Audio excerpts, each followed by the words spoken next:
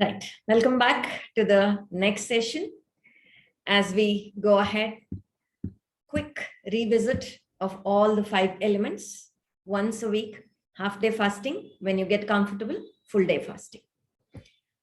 Then one important fact about the fasting is when you fast, your mind, your sense organs become sharper. I want all those people at least on my screen, Margaret and Gaurav. Oh, sorry, all these are Wellcure team. So can some few people raise your hand so that you come up onto my screen? Thank you, Amrita. Yes, Meeta. Yeah, all of you, please keep your videos on. Yes, Prajakta. Thank you. Nandita, thank you. Okay. So what I was trying to say is, I think Wellcure team needs to pin me so that I'm there constantly, even when people are changing. Possible? Not possible? Whatever. So what I was trying to say is, during fasting, our sense organs and the mind becomes sharper. Why? See, when we were walking around in the forest, searching for food, when do you think you would have searched with huge intensity? Only when you're hungry, right? You can smell something beyond. When will you get that smell? When somebody in your neighboring house is doing some seasoning, right? So everything becomes sharper when you're hungry. That is why during fasting, all our sense organs become sharper. Similarly, does the mind. That's why when you do mind work, when you have important mind work to do, important assignment to finish, or something really creative you need to do, you have to have the stomach empty or not very full. And that's the secret of keeping the mind sharp. Even when I do this class, this session, generally my dinner is around 5:30. I don't eat my dinner before this session. I can't eat a full meal and sit for 2 hours and expect my brain to work. No way. It has to divert all the important energy into the digestion and absorption. So I always keep it very light before I have an important job to do. So when you have an important job to do, we are always told, eat well, right? Very wrong idea. You need to eat light or half stomach or be on fasting if you want to keep your mind sharp. Okay, let's go to the next element, air. You know, 9 rounds of minimum pranayama as early as possible in the day, every single day. Okay, you want to keep and write. Okay. You all fluffy. See the sound and write. You can easily guess. Fluff. Can you all be the sound? F. Fluff. Fluff. Wellcure team, please help. Okay. 9 rounds of minimum pranayama if you have more time. And the more and more you get better with that, you will feel you don't want to open your eyes. You want to be there for some time. So be there. That is where you get the best benefit. Being between the breathing. That is inhale, stop, exhale, stop. After you finish being there is what gives you the maximum benefit. So always when you inhale, just observe. As long as possible, don't exhale. Again, after exhaling, as long as possible, don't inhale. Give the gaps in between is when you get the potency of what we are talking, right? And then through the day, deep breathing whenever possible. Being aware and deep breathing is very, very important through the day. Coming to the fact of the element of air, today's fact. Air or the breath is the connect between the mind and the body. Because it is a connect between the mind and the body, the bridge between mind and the body, what happens in the mind is reflected in the body, and what happens in the body is reflected in the mind. So, for example, if you're angry, if you're sad, there is a change in your breathing pattern, isn't it? When you get angry, what happens? Shallow, quick breathing. Now, You can apply the other way around also. That's the secret. When you want to come down, you just have to do deep breathing. What happens in deep breathing? Calm, relaxed, happy state of mind, isn't it? So just have to do deep breathing and you will achieve that state of mind. So whenever you are sad, whenever you are angry, whenever you are agitated, whenever you want to make an important decision, close your eyes, deep, slow breathing several times. Your mind will settle down. There will be clarity of mind and you'll be able to make the right decisions, right? Okay. Coming to the element of fire. Once a day sunbath both sides with minimum clothing and having a protective covering or keeping the face and the head in the shade is very important. Through the day, short bouts of sun exposure is equally important. And sun gazing at the mild rising sun or setting sun, if you can't open your eyes, making space between your fingers and watching through it. And after the gazing, close your eyes, cupping your palms and keep it dark for a few minutes till you feel comfortable and then only open your eyes. This is your daily practice. Coming to the fact of it, even if it is cloudy, doesn't matter. All the trees and plants around us are still alive, even in the cloudy season, rainy season, when the sun doesn't really come up, right? So that means to say sunlight is available everywhere in the atmosphere. So it doesn't matter, just expose yourself as much as possible. The more, the better actually, when it is milder or when it is cloudy. Coming to the water, drink just enough water, depending on your thirst and the color of urine. Don't drink less or more. Both are not a great idea. And always, always be aware of your thoughts. Having positive thoughts, being with positive people, talking, action, everything positive is very important. Keep on correcting them on everyday basis, minute to minute basis. When you are aware, when you're in the present moment, it will happen naturally. So be in the present moment. Now, today coming to the mind, let's go ahead and listen to this particular shloka from Bhagavad Gita. When I was doing my master's in yoga philosophy, this was one of my subjects. And I had a wonderful teacher who was doing the Bhagavad Gita classes for me. And he said, I'm not going to test your remembering capacity at the end in the examination for Bhagavad Gita. Choose the shloka you want. Choose one or two shlokas, write on it, 5-6 pages, and I'll just assess you on that. And I chose these two shlokas, 62 and 63, which are my favorite. So let's listen to the shloka. ध्यायतो विषयान् पुंसः सङ्गस्तेषुपजायते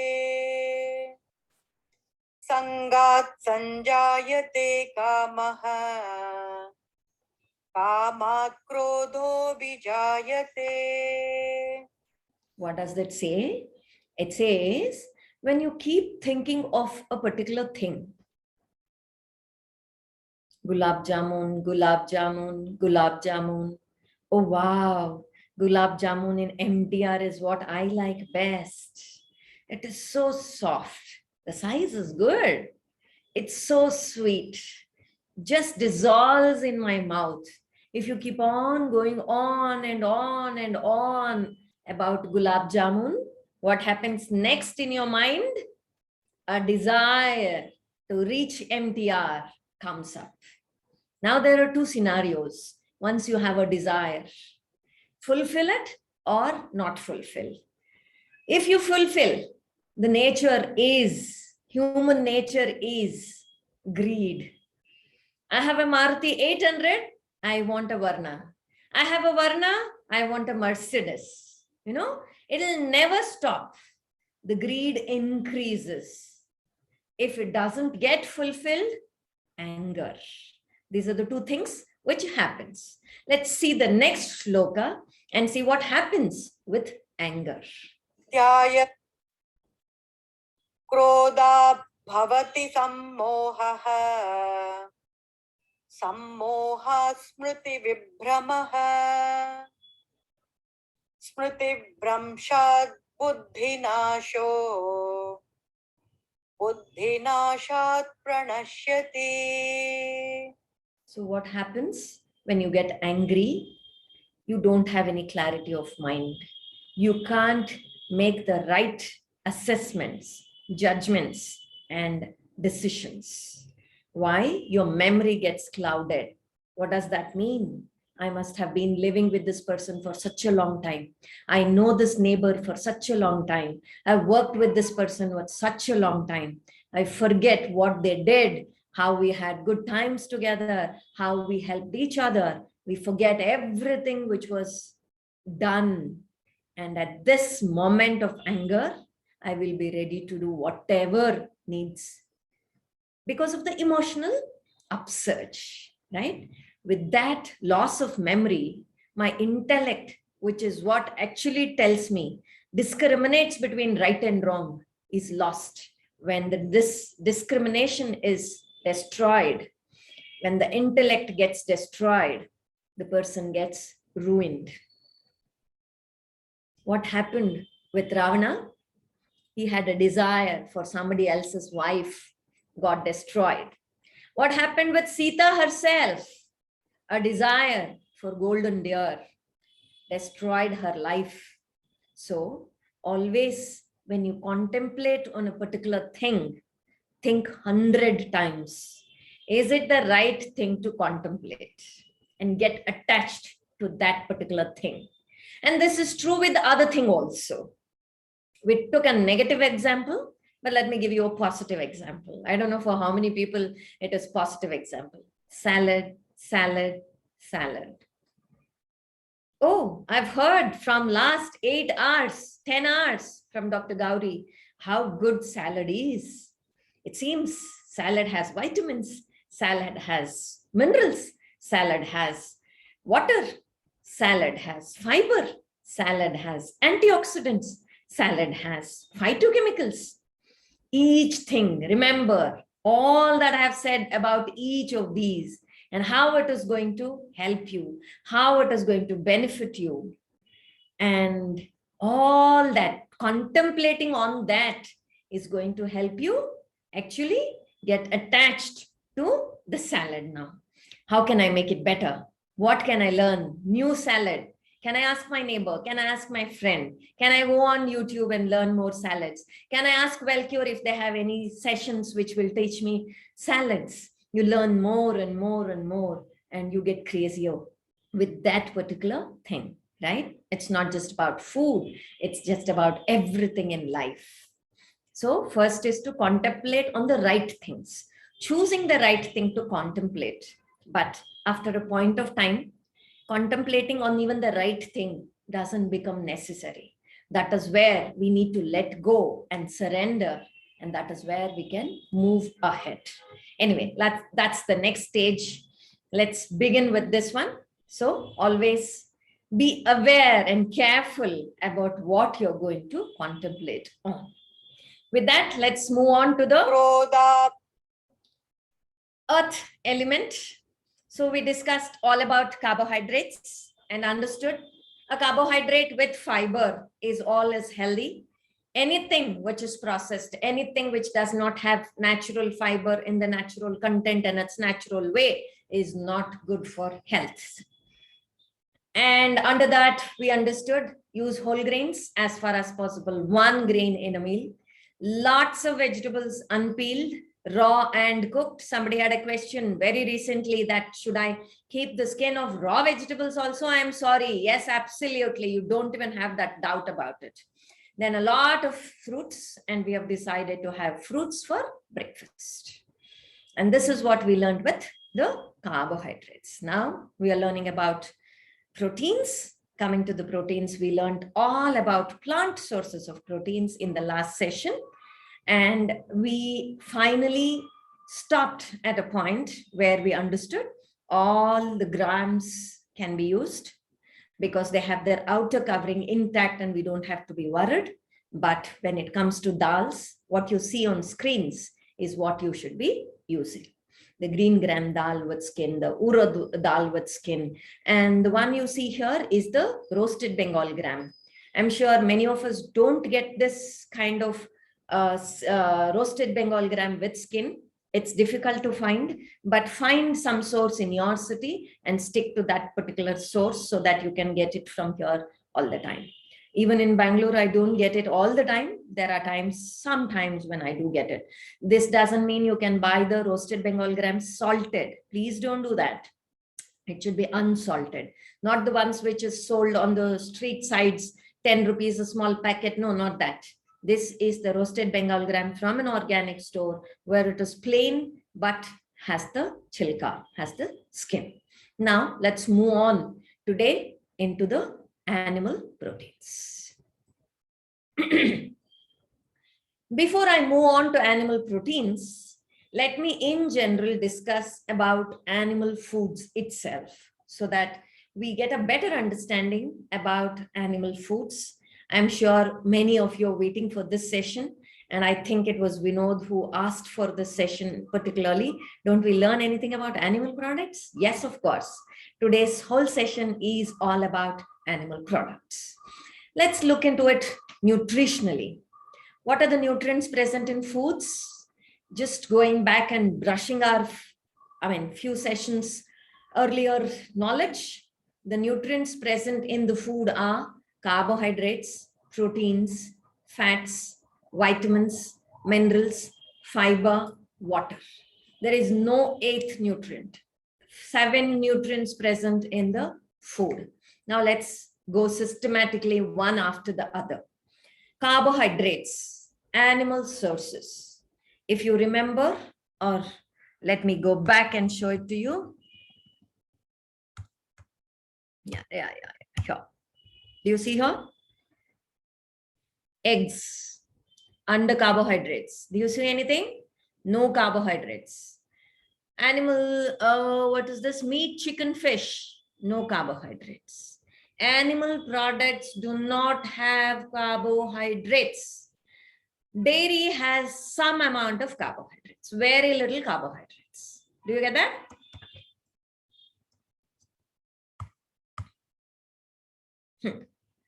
So animal products do not have carbohydrates, which are so important for us, which supplies energy.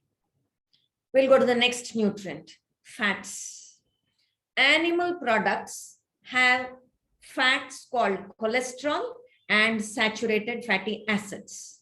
We'll learn about them a little in the next session where we'll start dealing with the fats. But for now, if I have to summarize, both cholesterol and saturated fatty acids are responsible for blocking, clogging our blood vessels and leading to all the major disorders of the blood vessels. It could be varicose vein, it could be pains in the back, neck, shoulder, or it could be heart attack, cardiovascular diseases, or it could be the brain strokes, any of these. Everything is related to the stoppage or decrease in the blood flow because of the plaque formation or the atherosclerosis formation, which is majorly the risk factor is increased amount of saturated fats and cholesterol in the food. We'll learn a lot about them, but for now, this is, I'm sure, good enough. So animal fats, no good at all.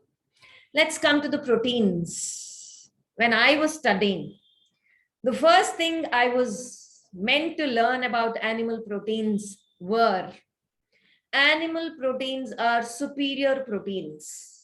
Animal proteins are absolutely bioavailable to the body. So good when compared to plant proteins. Why are they superior? I'm sure you all remember in the last session, we spoke about essential amino acids. So all animal products have all essential amino acids, and that's why they were considered the best, the superior form of proteins. But, a big but, last 2-3 decades of research on animal proteins is showing us horrifying data. It says animal proteins can produce inflammation inside the body. Inflammation everywhere inside the body. What is inflammation? You all very clearly know, we have discussed in length. It is damaging everything, cells, proteins, DNA, tissues, everywhere damage. When everywhere damage is happening constantly for a longer period of time, you damage that particular tissue or organ system and leads to many, many diseases and disorders. Today's biggest problem in the world is inflammation happening, chronic inflammation constantly happening over a period of time, leading to many, many, many lifestyle diseases and also degenerative diseases. That's one major part. The second thing is, I'm sure you understand from the last session that excess protein leads to more growth and development. And in an adult, growth development is all over. If you still constantly keep providing animal proteins, excess proteins in general, and specifically animal proteins, they become responsible for unnecessary, unwanted, excess growth. It could be right from your fibroids to cancers, unnecessary growths. So there is a risk of cancers, tumors, fibroids, all the unwanted growth because of animal proteins. Then animal proteins also, okay, this is all about your proteins. Then coming to the, so what did we finish? Carbohydrate, fats, and proteins. Now let's come to the vitamins and minerals. There are a few vitamins and minerals coming from the animal sources. Some of the major or very important ones are iron, called the heme iron. Heme iron is inflammatory, again, a dangerous thing to do. B12, we'll learn more about B12 under vitamins, but right at this point of time, understand it need not come only from the animal sources, because animal foods come with a lot more horrifying things than just this much, right? So then what is the next one available? Fiber. Not a gram of fiber in animal foods, not a single gram. We have discussed about how fiber benefits for almost 6 hours, if I'm right. And that kind of a fiber, which is absolutely essential to protect us from illnesses and prevent us from illnesses and promote health, not a gram of fiber is present in animal foods. So I'm sure by now you will have made your decisions. Nutritionally, there is nothing nice coming from animal foods. Actually, it's absolutely harmful. But that's half the story. Let me tell you the rest of the story. Today's animal agriculture is pathetic. They put thousands of birds in small little cages. They put hundreds of animals in shelters, enclosed, where they can't move around, where they don't have any sunlight, where they don't get any fresh air, nor fresh produce. If you at least remember or at least have seen videos and pictures earlier, first thing in the morning during sunrise is when all the cattle were taken to the pastures. You know, they were allowed to graze through the day. They're walking through the day under the sun, eating fresh grass and herbs, drinking water from the natural ponds and water bodies, and come back home to give their products. Today, they're sitting on their own shit, eating unnatural, man-made food, artificial feeds, becoming fatter and fatter and fatter. And all their products are also equally unhealthy. And because they're in such conditions, so close by, they tend to get infected from each other. So people who rear them have an agenda to at least make them feel they're looking good. So they give them antibiotics indiscriminately, regularly, in large quantities. It does two things to us, the antibiotics. One, we become resistant to antibiotics.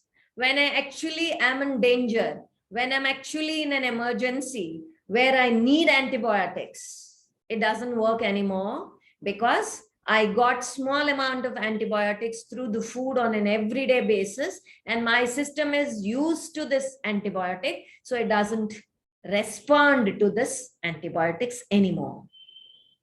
I'm sure all of you have this experience with yourself or somebody in the family. When somebody gets sick and your doctor prescribes an antibiotic for 3 days, you go back and say, I'm not cured. Then your doctor has to work around and see if he can increase the dosage, change the medication, change the combination, longer the period, stronger dosage. And then after playing around with 2-3 types of antibiotics is when you will actually start responding, right? So we become resistant to antibiotics. One of the biggest threats for the medical industry in the next 15-20 years is said to be the whole population gets resistant to antibiotics. And what do? I'm sure they'll figure out something, but that's the question now. And there are incidents when ICUs in UK and USA were shut off because patients were not responding to antibiotics. Every year in US alone, 20,000 deaths are reported because of this resistance to antibiotics. They cut open, they do the surgeries, but if people don't respond to antibiotics, they're gone. What is 20,000 deaths per year? It is like creating, 9/11 once a year. What happened with 9/11? We went behind them, destroyed the terrorists, but nobody talks about one happening every year with our own so-called scientific. It was made to save lives, but it's taking lives. 80% of the antibiotics manufactured in the world go to the animal industry, not to human beings. This is how indiscriminately it is being used, and it is causing damage to us. Is the first problem. Second problem with the antibiotics is, you already have learned in great detail, antibiotics kill the beneficial bacteria in our body, especially in the gut and the large intestine. When beneficial microorganisms are lost or killed, you know what all happens. We have learned in detail, right? It creates dysbiosis, and dysbiosis creates so many more problems because these little microorganisms are wired to the brain, wired to the metabolic system, wired to the glandular system, wired to the digestive system, metabolic system. So all that which happens in our body and brain is influenced by these little microorganisms in our gut. And we need to grow them in huge numbers and diversity in the gut. If they're not present, we are in for danger because they are the ones who protect us and prevent illnesses. Everything about them, the microorganism themselves, then what byproducts they produce, the poop they produce, their genes, everything has a huge impact on our health. We saw that. So we get a negative influence of dysbiosis when we intake antibiotics. So this is about the antibiotics given to the animal industry and which reaches us in turn.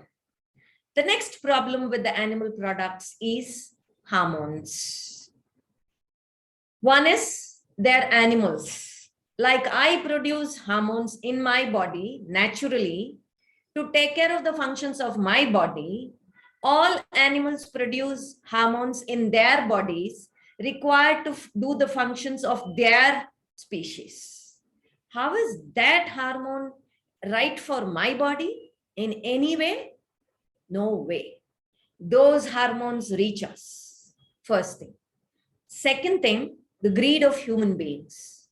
To produce something quickly in large amounts, human beings add chemical forms of hormones into these animals. They inject them with hormones so that they give more produce, more eggs, more meat, quickly mature, or more milk, any of that. For that more, human beings inject hormones into them, and they are present in their products, and in turn, we get them. And of course, today's, as we all know, they go through a lot of violence, and every animal by instinct knows that they're going to be killed very soon. So that fear of being killed and the torture they go through creates a huge amount of stress hormones in those animals. And all those stress hormones reach us. And that is why we are stressed all the time. And all these hormones play havoc with our natural hormones and create different kinds of diseases and disorders related to the imbalance of hormones, right from diabetes to PCOD, PCOS, cancers, then infertility, all kinds of stuff, thyroid issues, everything related to the hormones. So, and not to mention, around 450 drugs are given to different kinds of animals on a regular basis, which also reach us. And animals tend to eat that food which has been pesticide laid. And these pesticides are not biodegradable in their systems. They've collected them over a period of time. And all that consolidated stuff, just one meal, one dish of animal products is enough to transfer all that pesticides into our systems. And the amount of pollution they create, their waste, how much of waste they create, how much of greenhouse gases they create, the amount of greenhouse gases the animal industry creates is more than all the transport system in the whole world together, put together, is what the data shows us. So with all of these and much more, how do you see animal products now? Not that we did not know for a long time. We did know. There was enough scientific data available, but nobody had the guts to talk about it. One of the pioneers was Dr. Campbell, who was in charge of the Oxford China study. And after he finished his study, he was shocked by the data he collected.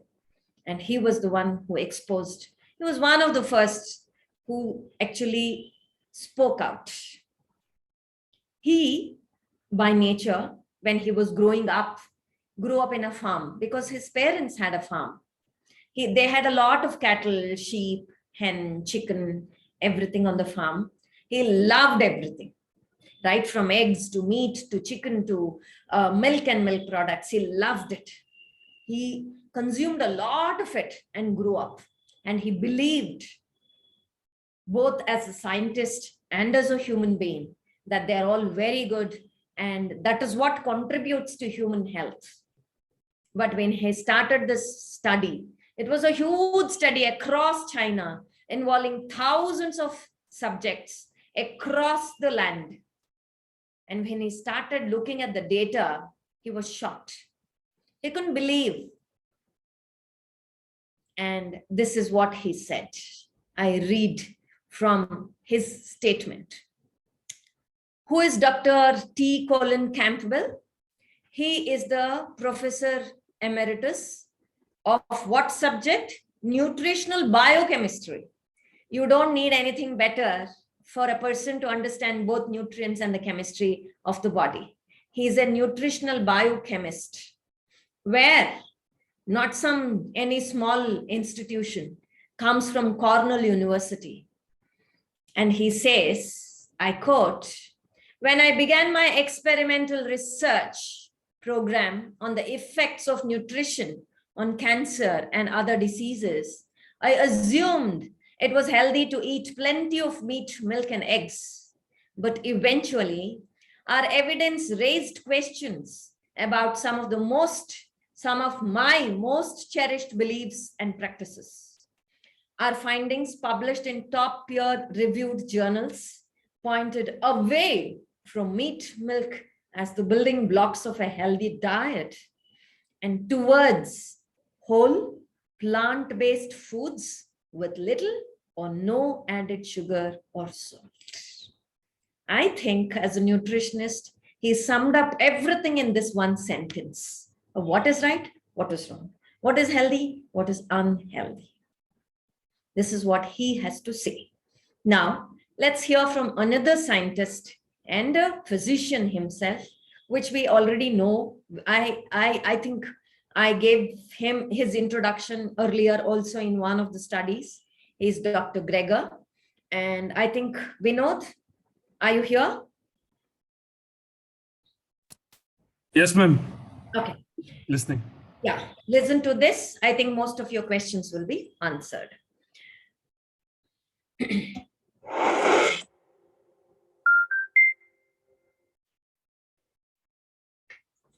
That study that purported to show that diets high in meat, eggs, and dairy could be harmful to health as smoking supposedly suggested that people under 65 who eat lots of meat, eggs, and dairy are 4 times as likely to die from cancer or diabetes.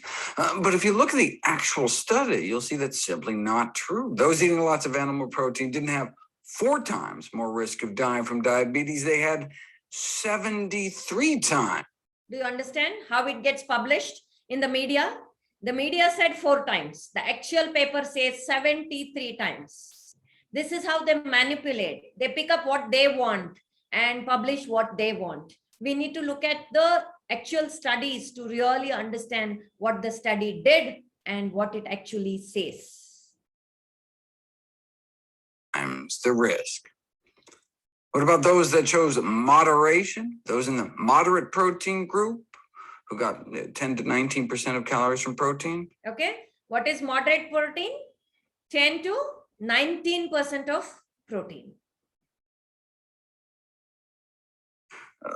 They just had about 23 times the risk of death from diabetes compared to those consuming the recommended amount of protein, which comes out to be about 6 to 10% of calories from protein. Did you hear him say? Sorry. Did you hear him say? The actual recommendation is 6 to 10%. Hope you remember what we learned from the last session. 3 times the risk. What about those that chose moderation? Those in the moderate protein group who got 10 to 19% of calories from protein? They just had about 23 times the risk of death from diabetes compared to those consuming the recommended amount of protein, which comes out to be about 6 to 10% of calories from protein, around 50 or so grams a day. So the so-called low protein intake is actually the recommended protein intake associated with a major reduction in cancer and overall mortality in middle age, under age 65.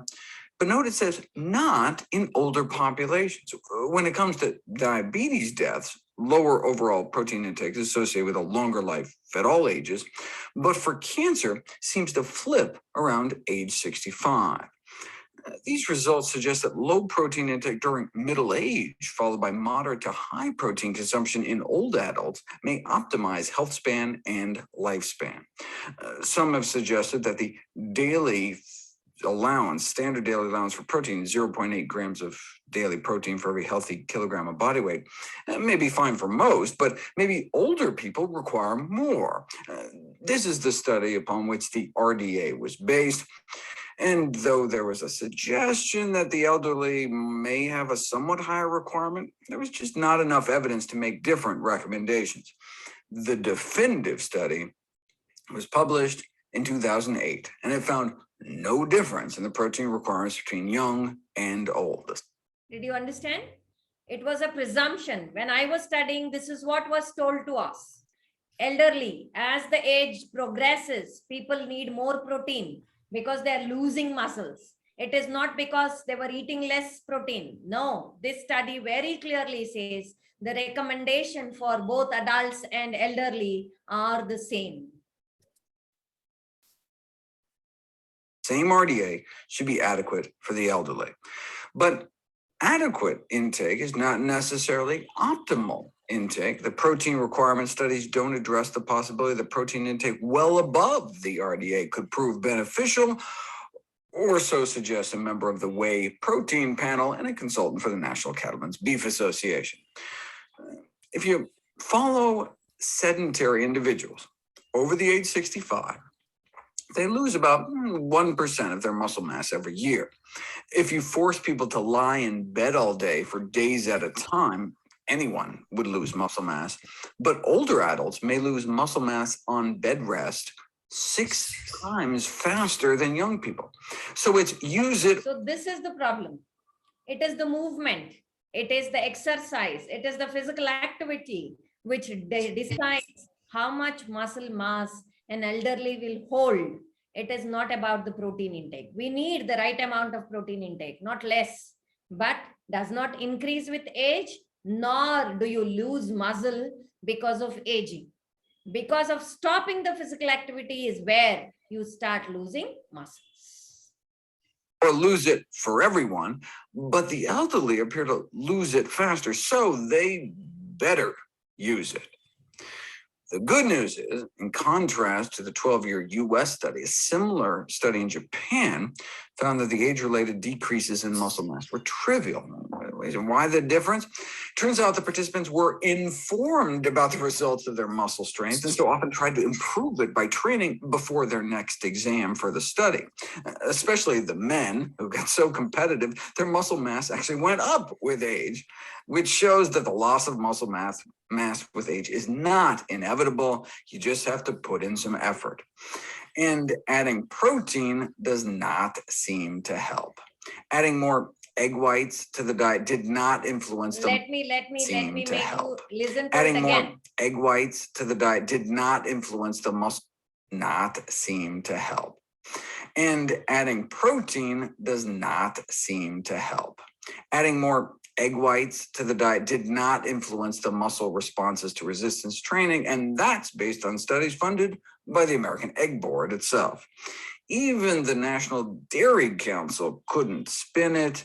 Evidently, strength training induced improvements in body composition, muscle strength and size, and physical functioning are not enhanced when older people increase their protein intake by either increasing ingestion of higher protein foods or taking protein supplements. Is there anything we can do diet-wise to protect our aging muscles? Vegetables. Consuming recommended levels of Yeah. Did you all hear? Or you want to hear again? Let me go back for a few seconds and make you hear again. So what is the solution he says? How do you get right kind of protein, right amount of protein, which the body holds on to and uses it properly? Listen again. protect our aging muscles? Vegetables. Consuming recommended levels of vegetables was associated with cutting the odds basically in half of low muscle mass. Why? The alkalizing effects of vegetables may neutralize the mild metabolic acidosis that occurs with age.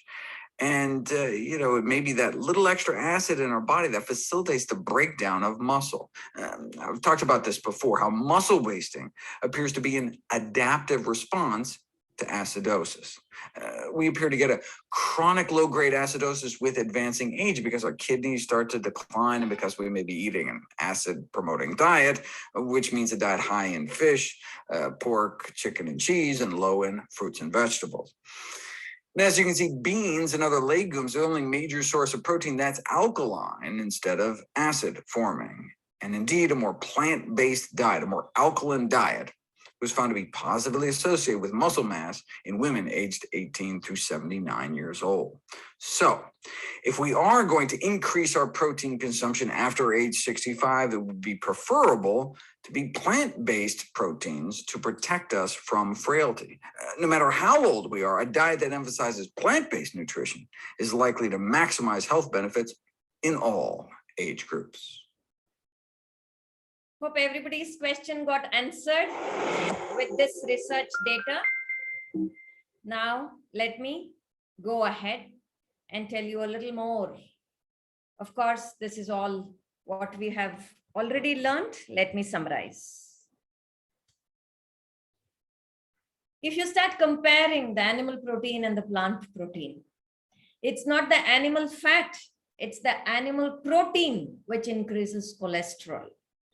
But when you look at plant protein, we already know when you eat a lot of plant products, the fiber which comes, with the protein, then there are two things which will happen with excess fiber and the protein itself, which decreases the cholesterol by decreasing the absorption, decreasing the production, and also more excretion. And all animal products come with certain hormones, enzymes, and also a lot of nitrates and nitrites are added into the meat products so that they can keep the quality of the meat. They should look red, they should look fresh. So nitrates and nitrites are added, which are all carcinogenic.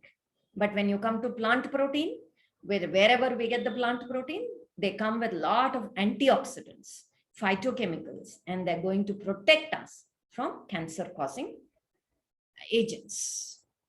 Because animal proteins are highly acidic, when I say acid, not at the stomach level is what I'm talking, at the metabolic level, we have seen that.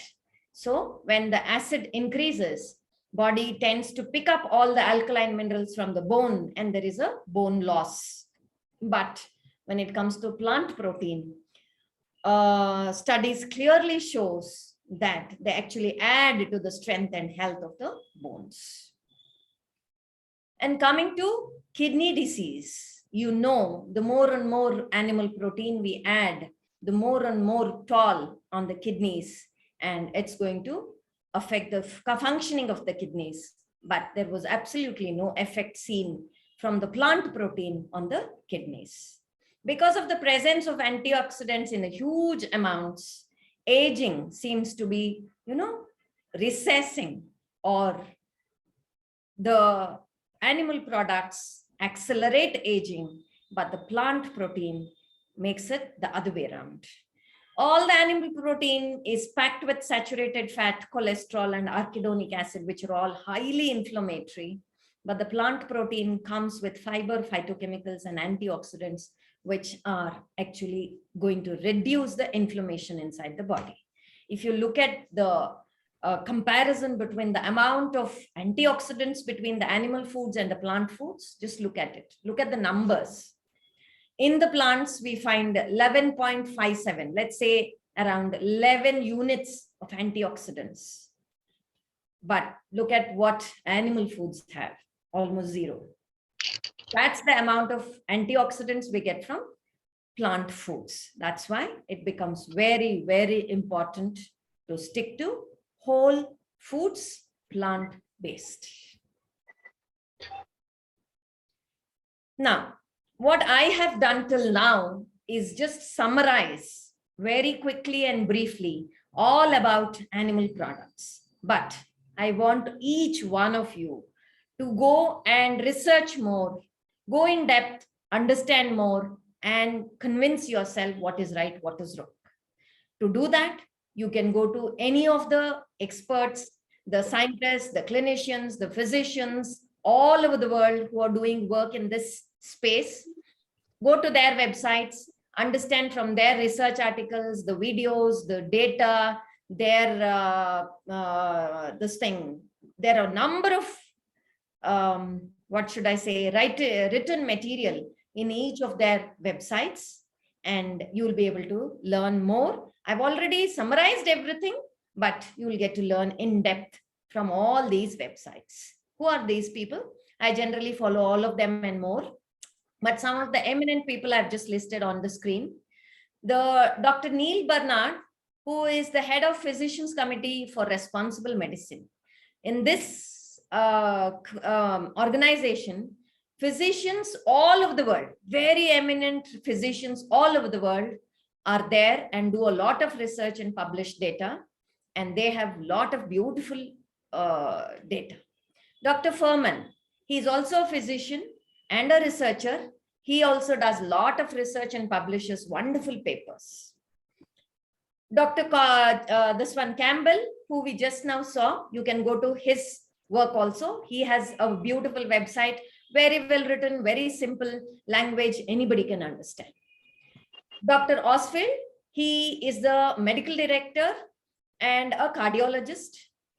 He also has a beautiful website and he has written books and a lot of material you can find there. And also Dr. Davis. He also is, I think, is a physician. And Dean Ornish, I don't think I need to mention about him. I'm sure all of you are familiar with Dean Ornish. He was the one when nobody spoke about preventing diseases or reversing diseases. He went on to prove and tell people that it is possible to prevent all these lifestyle diseases. Not only prevent, you can also reverse them. He has the credit of going on board and getting, insurance people to insure for his work. He has this place where he changes the lifestyle and eating of the people.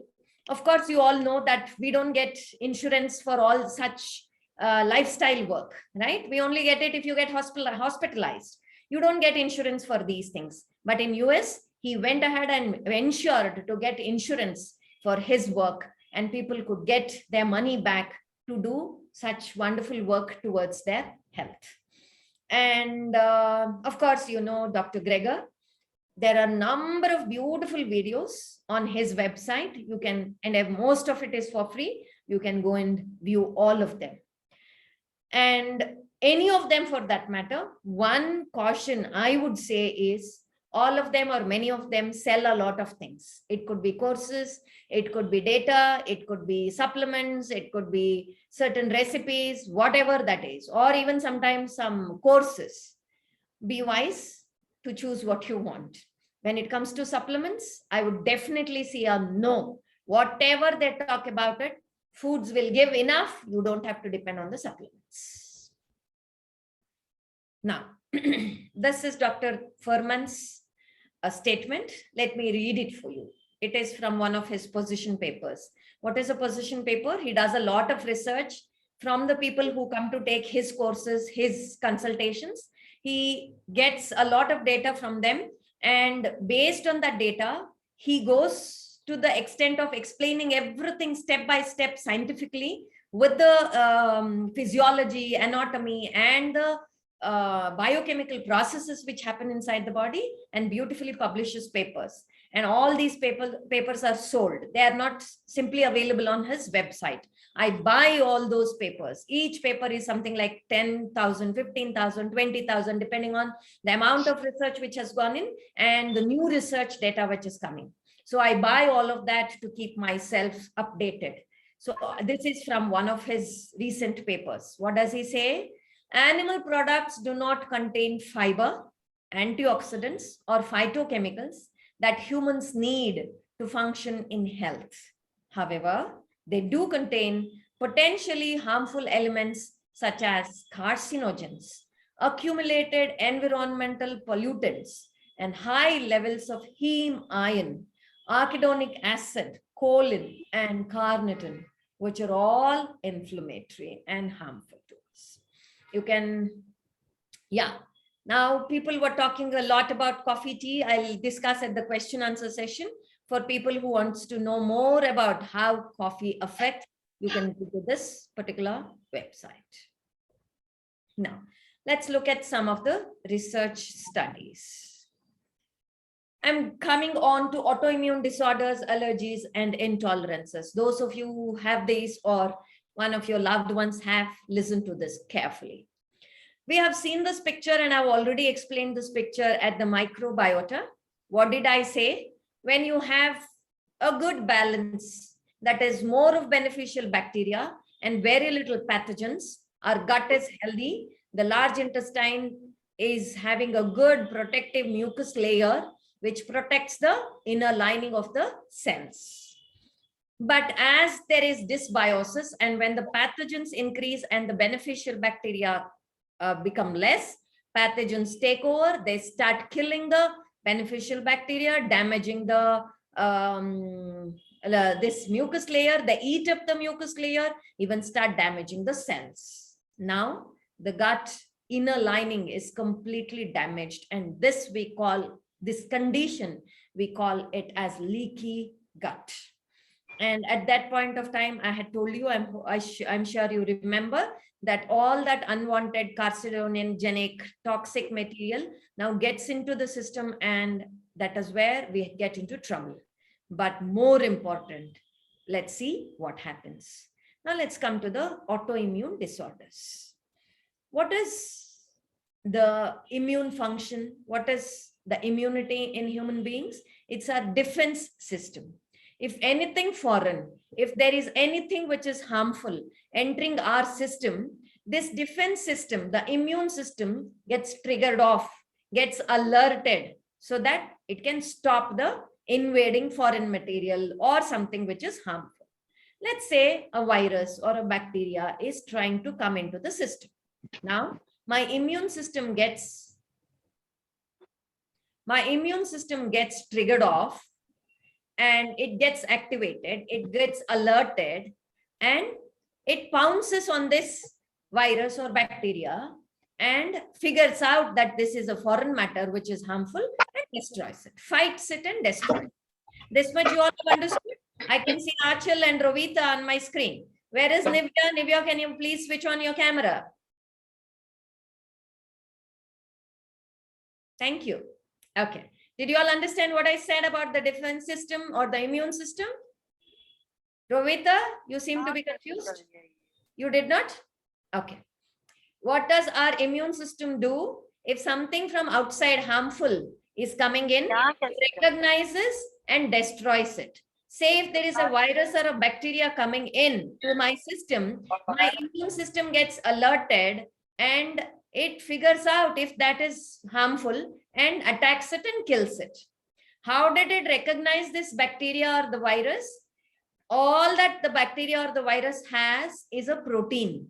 It recognizes that protein. My immune system recognizes that protein and says, oh, this is not my body protein. It is a foreign protein. So it has to be a virus or a bacteria. It has to be something foreign. It has to be something harmful. So let me destroy it. It attacks and it kills it. That's how we are protected.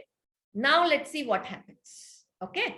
Now when I have this dysbiosis and a leaky gut, I also told you, while I was discussing the digestion of proteins, if I don't have enough hydrochloric acid for whatever reason in my stomach, or my digestion is disrupted, protein does not get digested completely into its single amino acids. If it becomes single amino acids, it's taken into the bloodstream and it goes to the body, helping the body build whatever it wants. But when my digestive system is not working well, it is not completely, all the protein is not broken down to completely into single amino acids. There are a few small bits, which could be 2 amino acids, 3 or 4. 7 बज गए बेटा, जाना नहीं है school. Achal, can you please mute yourself?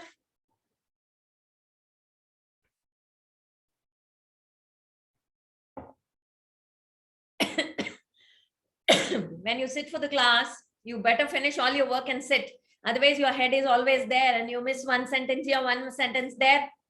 Because everything is connected, you miss the whole concept. Yeah. Okay. So what was I saying? Yeah. Now, what happens to this completely not broken protein? With this leaky gut, it has a chance to get into my blood system. When it comes into my bloodstream, my immune system gets alerted. Why? There is some protein which has come into my blood. So my immune system gets alerted. What does my immune system look at this protein and say? oh, this is not my protein. Looks so different. It is not my body protein. It is a foreign protein. So it is harmful. I need to destroy it. It attacks the protein. And that is where the whole problem sets in. The whole cascade of problems set in. For some reason, unfortunately, that particular day, at that point of time, if that protein which escaped into the blood system is similar to any other body organ or a particular tissue, then my immune system starts attacking that part of my body by mistake, right? And destroys that also. That is where all autoimmune disorders, what is that? My own immunity has become rampant. It has gone crazy. It is not able to recognize that this is my body, this is harmless, I don't have to fight this. It has started fighting my own body, some part of my body, and creating problem. Those are all autoimmune disorders. So medical science still claims that autoimmune disorders, we don't know the cause. Ultimately, it boils down to not digesting properly. Do you understand how important digestion is? When we have indigestion, small stuff going on in our digestive tract, we don't even care. It all started there many years ago, decades ago.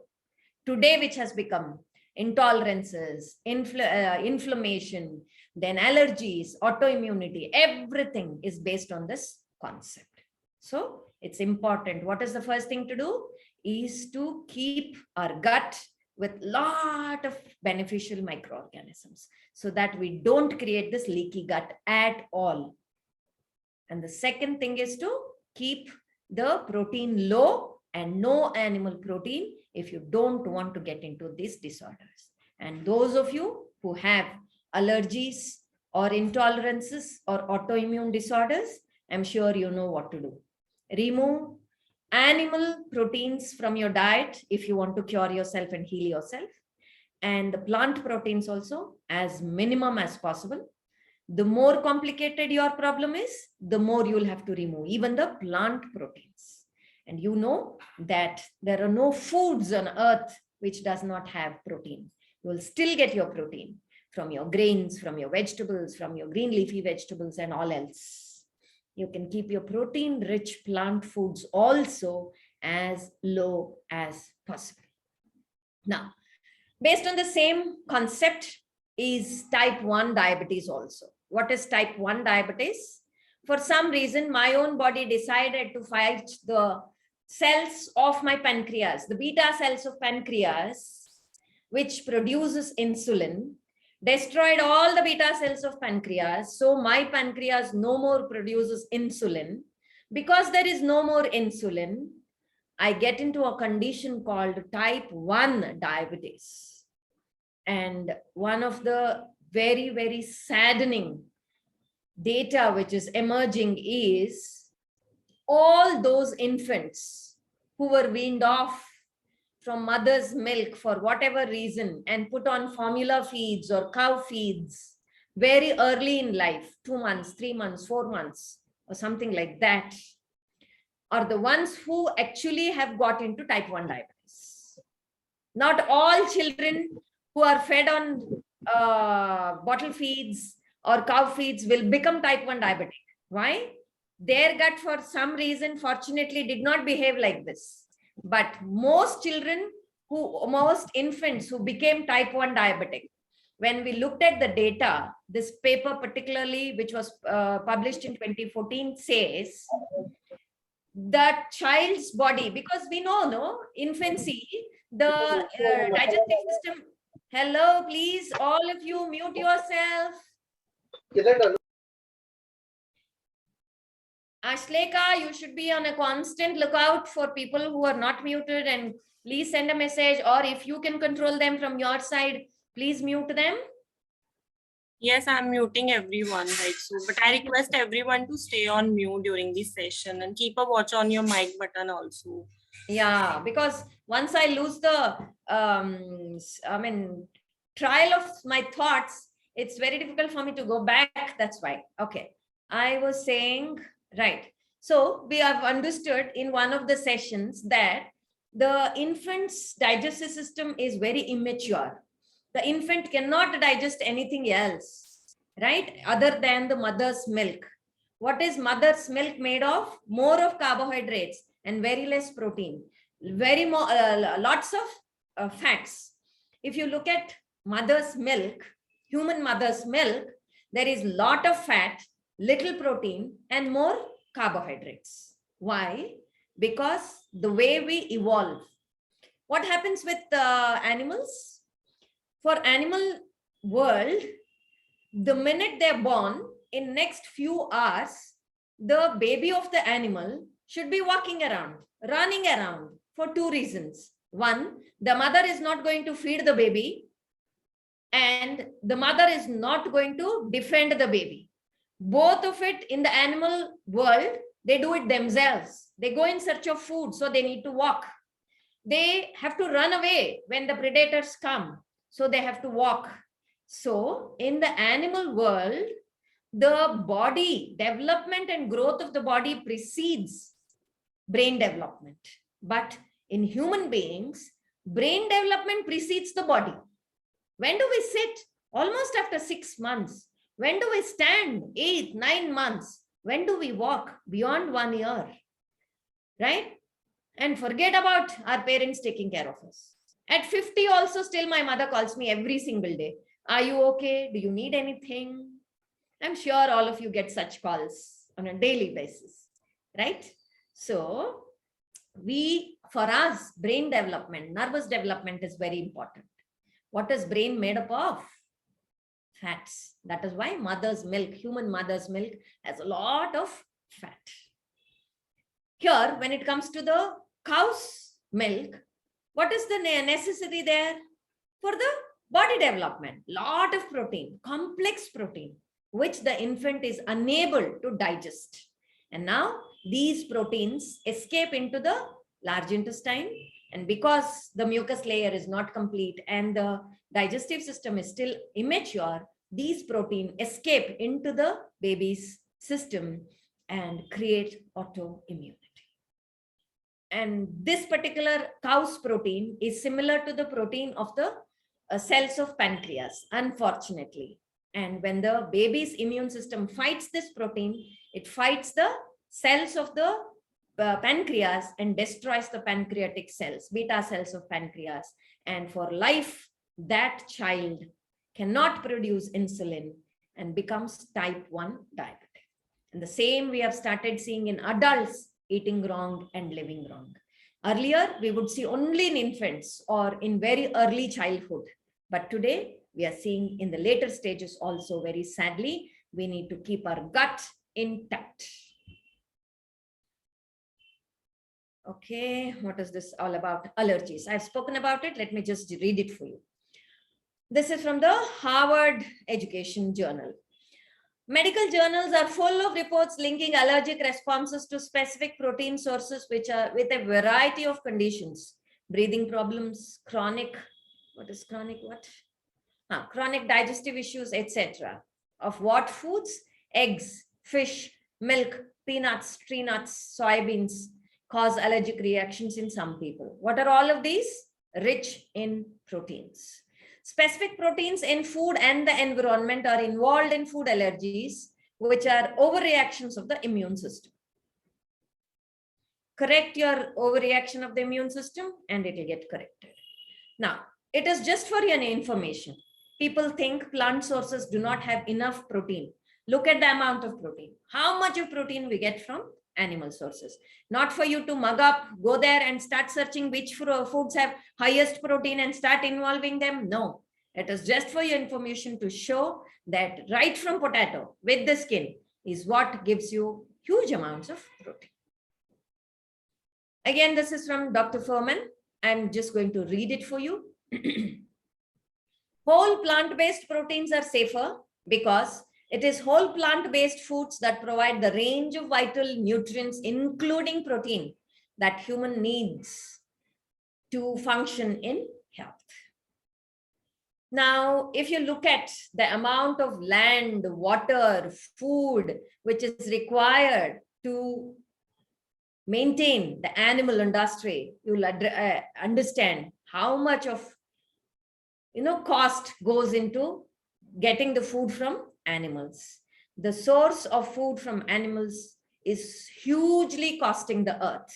So it is about 10 times of what we grow plant foods to grow the animal foods. The cost of all soil, water, everything. We are destroying forests to create or cultivate animals.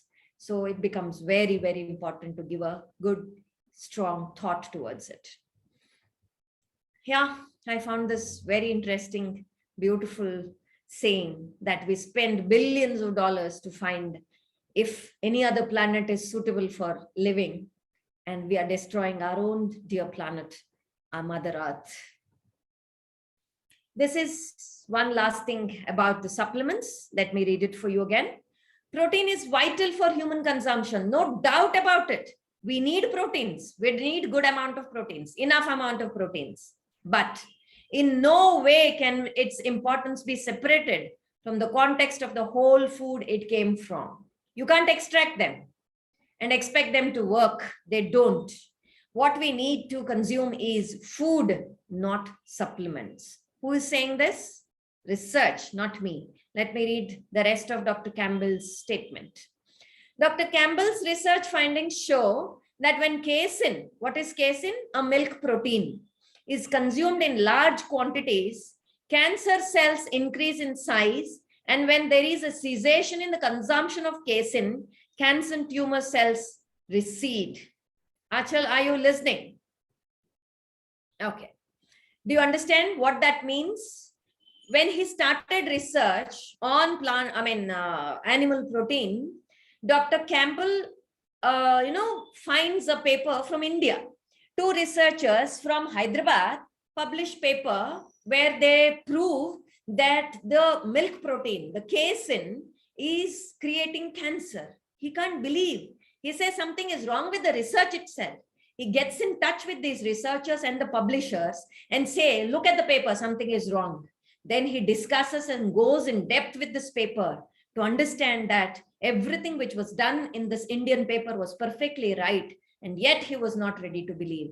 When he started this Oxford China study is when he understood, yes, this is right. His data also started showing the same thing. So this is what he says. He says that study is available online actually, which is called the China study. It's very, very interesting. You should read it. It's the minute he increases the casein, the animal protein, the cancer cells start growing in numbers and sizes. The minute he stops, they recede. That is what is very interesting. The minute you stop, your cancer also starts reducing. He says, I quote, I later learned that elevated levels of protein can also cause not just cancers, but kidney damage, liver problems, kidney stones, excess fat gain, contribute to the damaging of the lining of the artery walls, leading to cardiovascular diseases, lead to plaque building in the arteries, result in lethargy, diminish bone density, and cause a host of health problems. Not just one. Animal products can cause all of this. Now let's come to the dairy. Now, dairy is no different from all other animal products which I have discussed till now. It is much more, honestly, if you ask me. Look at our Indian native cow. If you see an Indian native cow, it gives us only 2 or 3 liters of milk per day. But look at the dairy cow today. Any dairy cow will give you around 60 to 80 liters of milk per day. A native Indian cow will milk only around 200 to 210 days in a year. But a dairy cow will give milk all 365 days. How? They pump in oxytocin, a hormone, and the poor animal produces some white toxin liquid called milk every single day. And that also we don't give it to its calf. We torture the calf and the mother and we pull out all the milk. This is the milk we are talking about, right? So there is nothing nice about milk also, dairy products, all of that. Whatever I've discussed till now applies to dairy products also. But yes, I do have alternatives for dairy products. I don't have any alternatives for your animal products. There are a lot of them in the market today, factory made meat, and then what's that? Soya chunks, all soya products, all of that. But I am not ready to remove one toxin and give you another toxin. Everything which is genetically modified, everything which is processed, added, hundreds of things is not something which is going to give us health. So I don't have any alternates for animal products, but we do have plant alternatives for dairy products. We can make milk, curd, buttermilk, and all of it from different plant materials. And that is what you see on your screens. I don't suggest soya milk nor the hemp milk because they are not local for us Indians. And soya milk, which is generally the soya which comes into the market in the form of milk or something, is all genetically modified. So it's very important to stick to those which are local is first thing. You can make whatever you want, but I would suggest and recommend the easiest, simplest, cheapest is coconut milk. I am biased, definitely, because my research is on coconut, and yet I would say coconut milk is the best. The kind of fatty acids which are present here, we will see it in the next session. And the way we have coconut in India, it suits us perfectly right. So I would say it's the simplest and easiest to make. Let me explain how to make coconut milk. I'm sure all of you do know. If you have children, you can give them almond milk or cashew milk or hazelnut milk. Rice milk is a little tedious to do and impractical, but the coconut milk is the simplest. And when I say you can make milk, I mean to say, I repeat, I mean to say make it at home, not buying cartons from outside, from your supermarket and gulping it down your throat. No, if you decide to make them, you're going to make them at home and consume them. Making almond milk and cashew milk is not very difficult. If you have growing children, please do that. And I'm sure Wellcure has many courses which they have on offer to learn all of this. Coming to coconut milk, for one person, take quarter coconut, fresh mature coconut, add very little water and grind it into a fine paste in your blenders. It should be such a fine paste which you generally make for payasam or kheer. And now add a glass of milk around 100 ml. Sorry, I'm so sorry. Add a glass of water into this and blend it again for a few more seconds so that it gets homogenized. Right? Now, pass it through a muslin cloth or a huge tea strainer. Take a spoon and press it nicely or squeeze it and extract the milk. This is the coconut milk. The consistency should be closer to the cow's milk consistency. It should not be more thinner, watery, or it should not be thicker. It should look like cow's milk. This is how you will get your milk. And this coconut milk you can use everywhere you use the cow's milk. You can make payasam out of it, kheer out of it, halwas out of it. If you want to just drink, have a glass of milk, you can add unrefined jaggery into it. And this milk is so yum. Please try and you will know what I say. They look, taste, and have the way it is like chocolate milk. Your children will not even make out, they'll enjoy. So make coconut milk and you can even add pure cocoa powder into it if you want to, if your children like. So this is how you'll use the milk. Coming to the curd, there are people who make wonderful curd, set curd out of coconut milk, but I don't recommend, nor do I do. All I would say is make instant coconut milk, curd. How? Take quarter or half lemon juice and squeeze it into this milk, coconut milk. Immediately it curdles. Immediately, instantly, it curdles a bit. It doesn't set solid like your cow's curd, but it curdles a bit, but tastes like curd. You can mix it with your rice and make your thayar sadam, mosranna. All South Indians who will miss curd rice, you will never miss curd rice. You will actually love this. Okay, make the milk properly, add little lemon juice, and you can mix your curd rice. You can make all your curd based dishes, right from raita, tambuli, majge huli, majge saru, and what is it called in Tamil? I forget the name now. What is it? Guys who know Tamil? No? Okay. Is it coot? Coot? No, not kutu. It is okay. If none of you are from Tamil, why should I break my head? Okay, right? And curries, anything you want to make with curd based, you can make it with this coconut curd. You beat it, add more water, ginger, coriander, and a little bit of salt. You will get the buttermilk. So you will not More, ma'am. more kolambu, more kolambu. Yes, right. More kolambu or all of that you can make. Okay. So you can make your milk dishes, curd based dishes, buttermilk with any of the plant based milk. You will not miss it. It is a little effort. You need that 10 minutes of effort if you want to save your health. Don't tell me I don't have time. I can't make this effort. Okay. Forget about your kidneys. Forget about your liver. Forget about all other organs.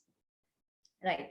Now, I want you to, I'll take another 10-15 minutes and close the session. And this is a doctor who is speaking where? In USDA meeting. What is USDA meeting? United States Department of Agriculture is having a meeting. And this department is responsible for giving the recommendations for the whole of the world on all nutrients. And she's here talking. And she's a doctor and a scientist. She does the work which I do also. This is the work I do. So please listen to her. It is just a 2-minute video, but I want you to very, very closely listen to it. Hello, my name is Dr. Brooke Goldner, and I'm a board certified physician, and I am specialized in disease reversal using nutrition. Now, before I ever became a doctor, I actually was a patient. I was diagnosed at 16 years old with lupus. I had stage 4 kidney failure. I had blood clots that caused mini strokes. I endured years of chemotherapy and steroids just to survive.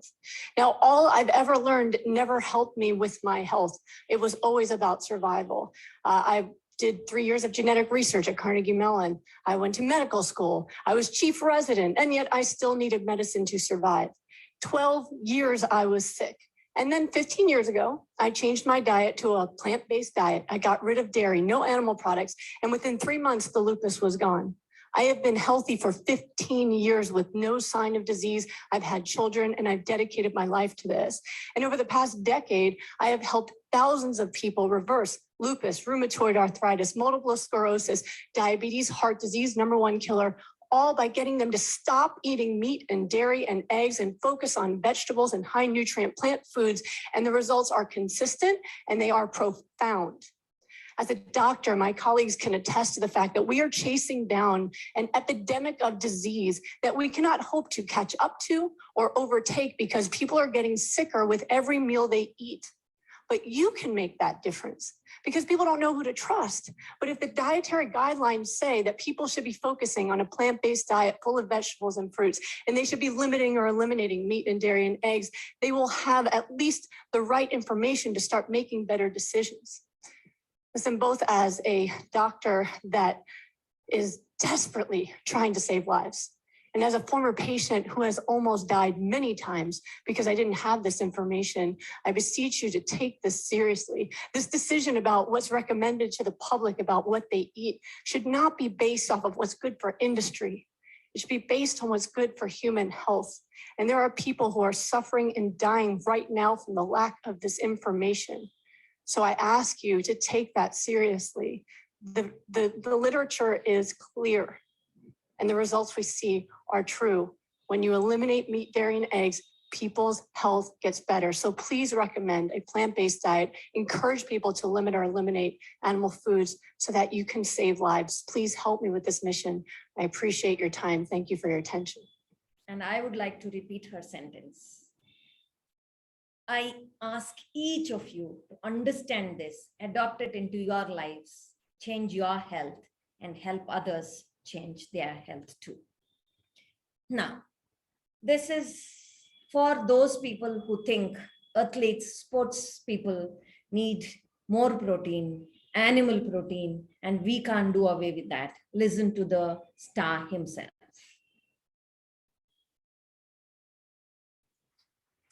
Somebody has chalked all over Wimbledon town centre, Djokovic is a vegan. Is this true? And if so, why have you made that choice? I like to call. I don't like the labels, to be honest.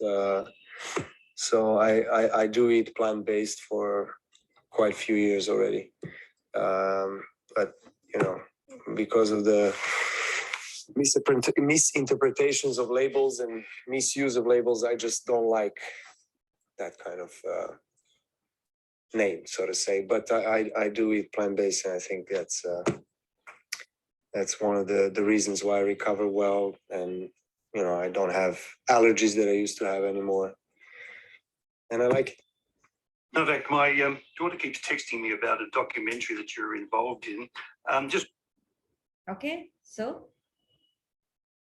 coming to this particular documentary called The Game Changers.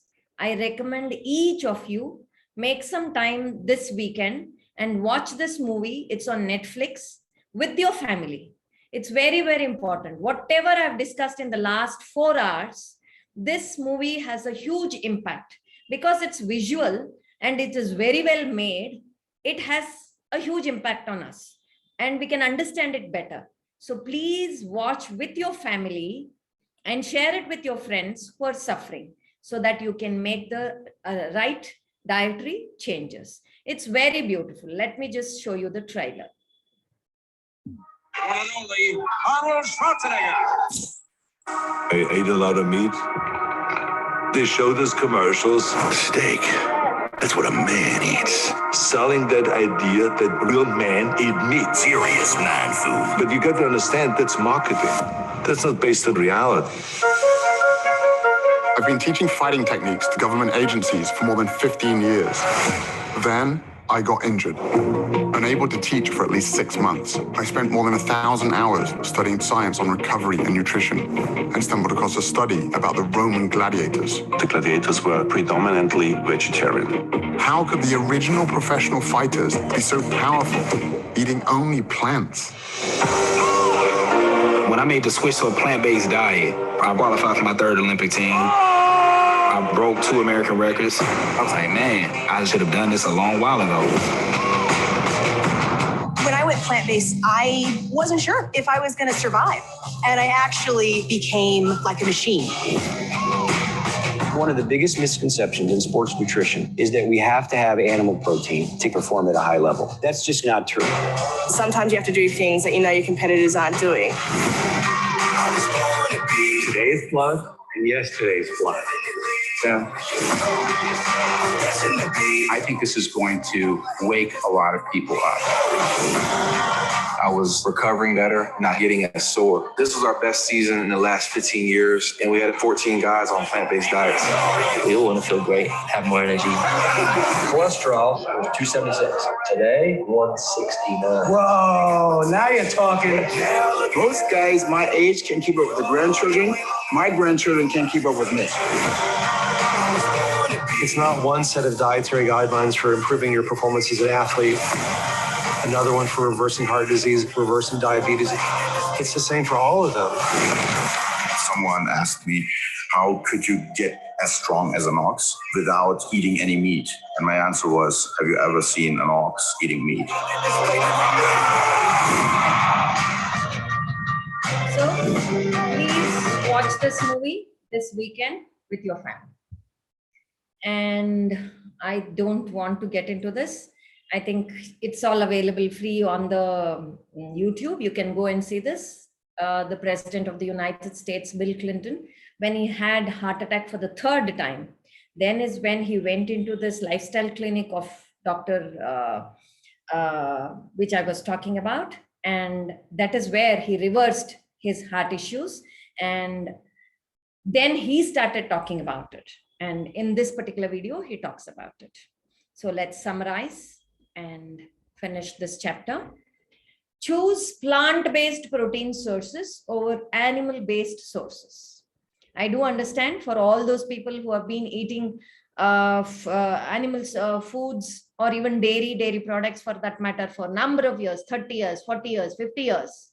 It's not a joke, but people who come to me for personal consultations, the day they come to me, that's the end of it. From next day, they don't touch it. And that is why they can reverse their diseases in 3 weeks, 4 weeks, 5 weeks and get away from me.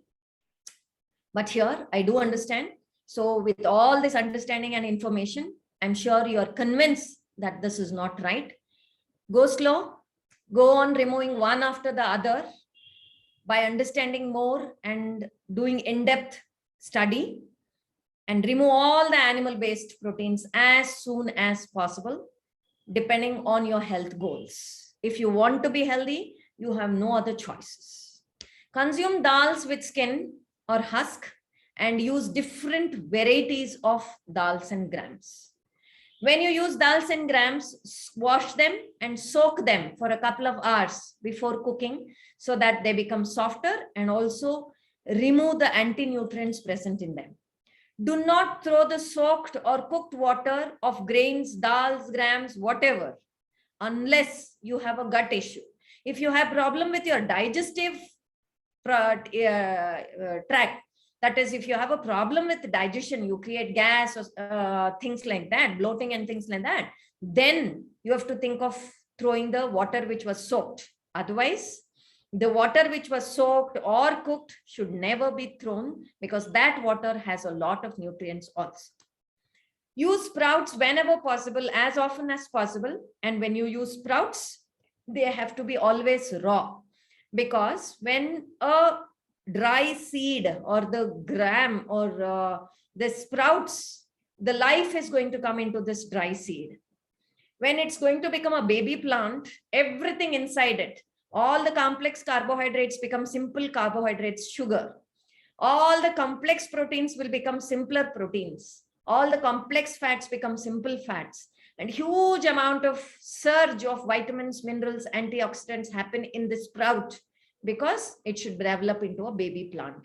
So sprouts are very, very good, very healthy, has a lot of vitamins, minerals, but the way to consume sprouts is raw. But those of you who cannot consume raw sprouts, where you have gut issues, gas, acidity and things like that, then you might have to saute it a minimum. I repeat, sprouts should always be consumed raw, but those of you who have problems with eating sprouts can saute it a little, minimum, and then use them. Consuming large quantities of protein-rich foods, dals, grams, nuts, and seeds after adulthood is not necessary, which we have learned in great detail. The age tolerance to protein-rich foods will decrease with age. Remember, with age, the digestive capacity will decrease for protein, and you need to reduce with age, not increase with age, right? How do you know? Suddenly, I was eating dosas, idlis all these years.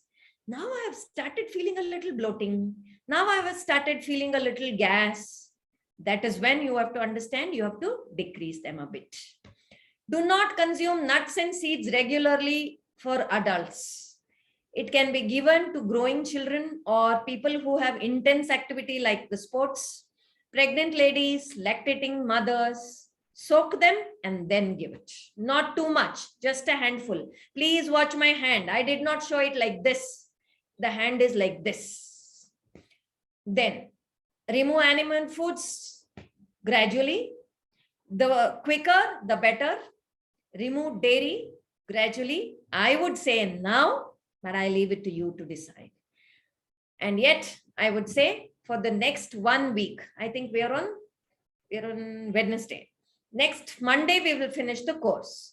So till Monday, if you can stop all the animal products, dairy products, you will get an experience of it. So till Monday, completely stop all animal products, dairy products. See if you'll still be surviving, and see how it feels internally, externally, your weight, your energy, and see how your diseases start changing.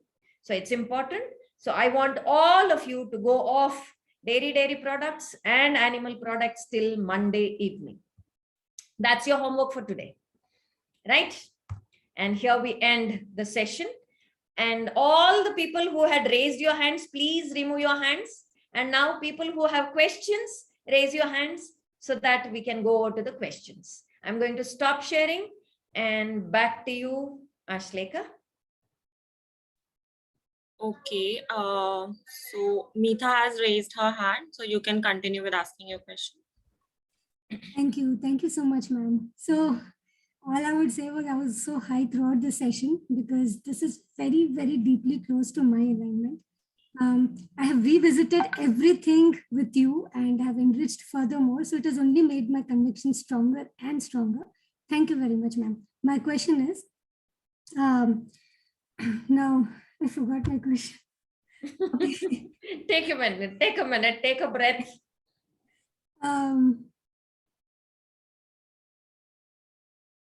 Yes, so my question was, like in Ayurveda, I've always had this, a lot of people, I've come across a lot of people and mostly everyone is with meat and promoting meat.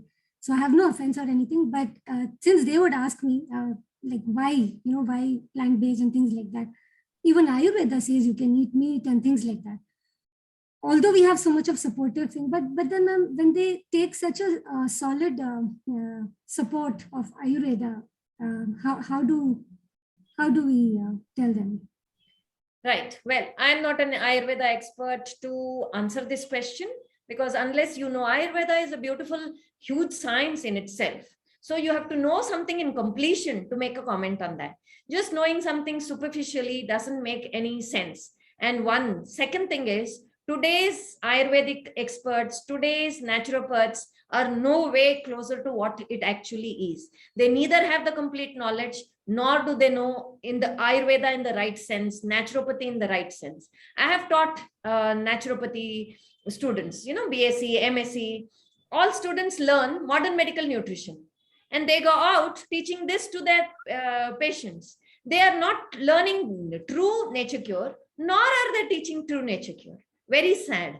This is the syllabus they have. What I learned in my BSc is what they also learn in their BSc.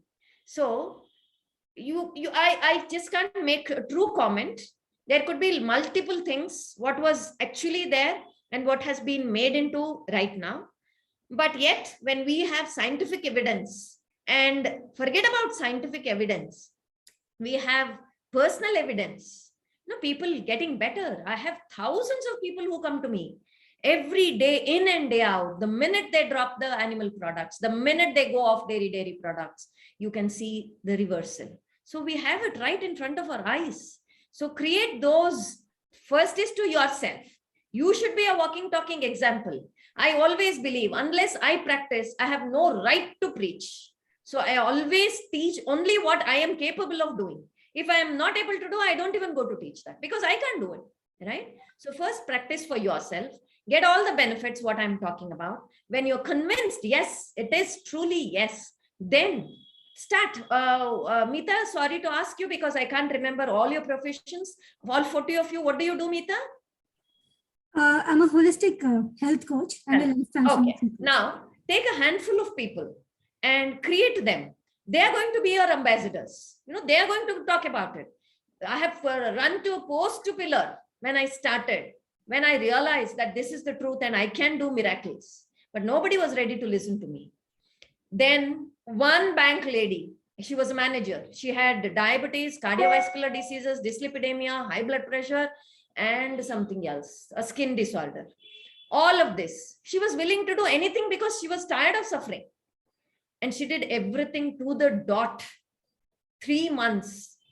And she screams one day on the phone and says, do you know, I'm in one of the biggest pathology labs of Bangalore and all my problems have reversed. There is no problem at all.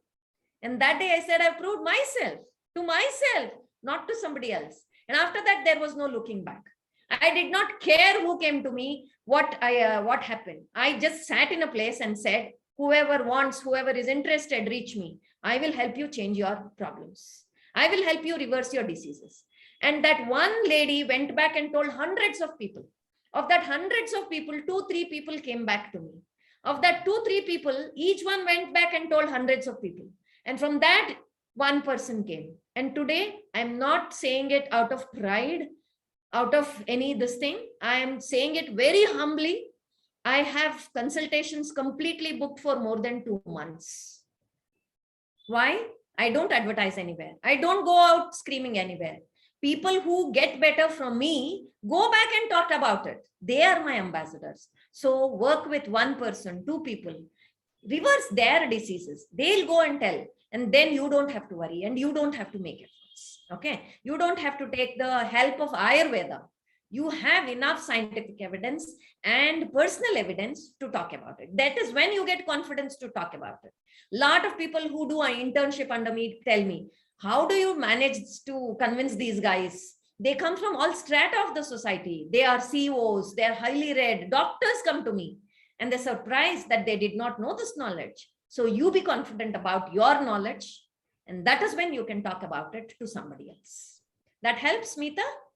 Thank you, ma'am. Bow down to your feet. Thank you so much. Please don't. Thank you. Okay, next question. Kanika, you can unmute and ask your question. Yeah.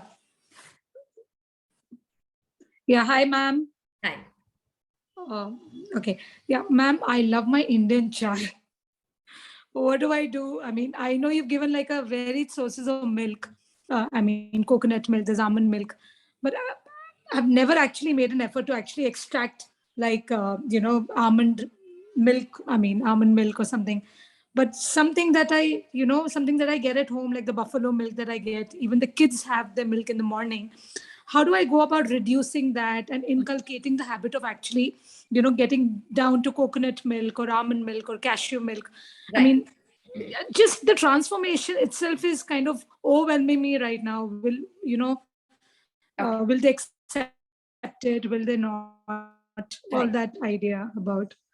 That's Yeah, why I so said, let me watch know. this movie. Watch this movie with the children. Children today I've understand much better than us. Ma'am, I've seen Game Changers. It's an excellent movie. I think everybody should watch it. Yeah. This is the first movie I loved it totally. And that heavy lifter actually eating vegan food and going plant-based diet. It's excellent, guys. Just do watch it. I mean, amazing movie.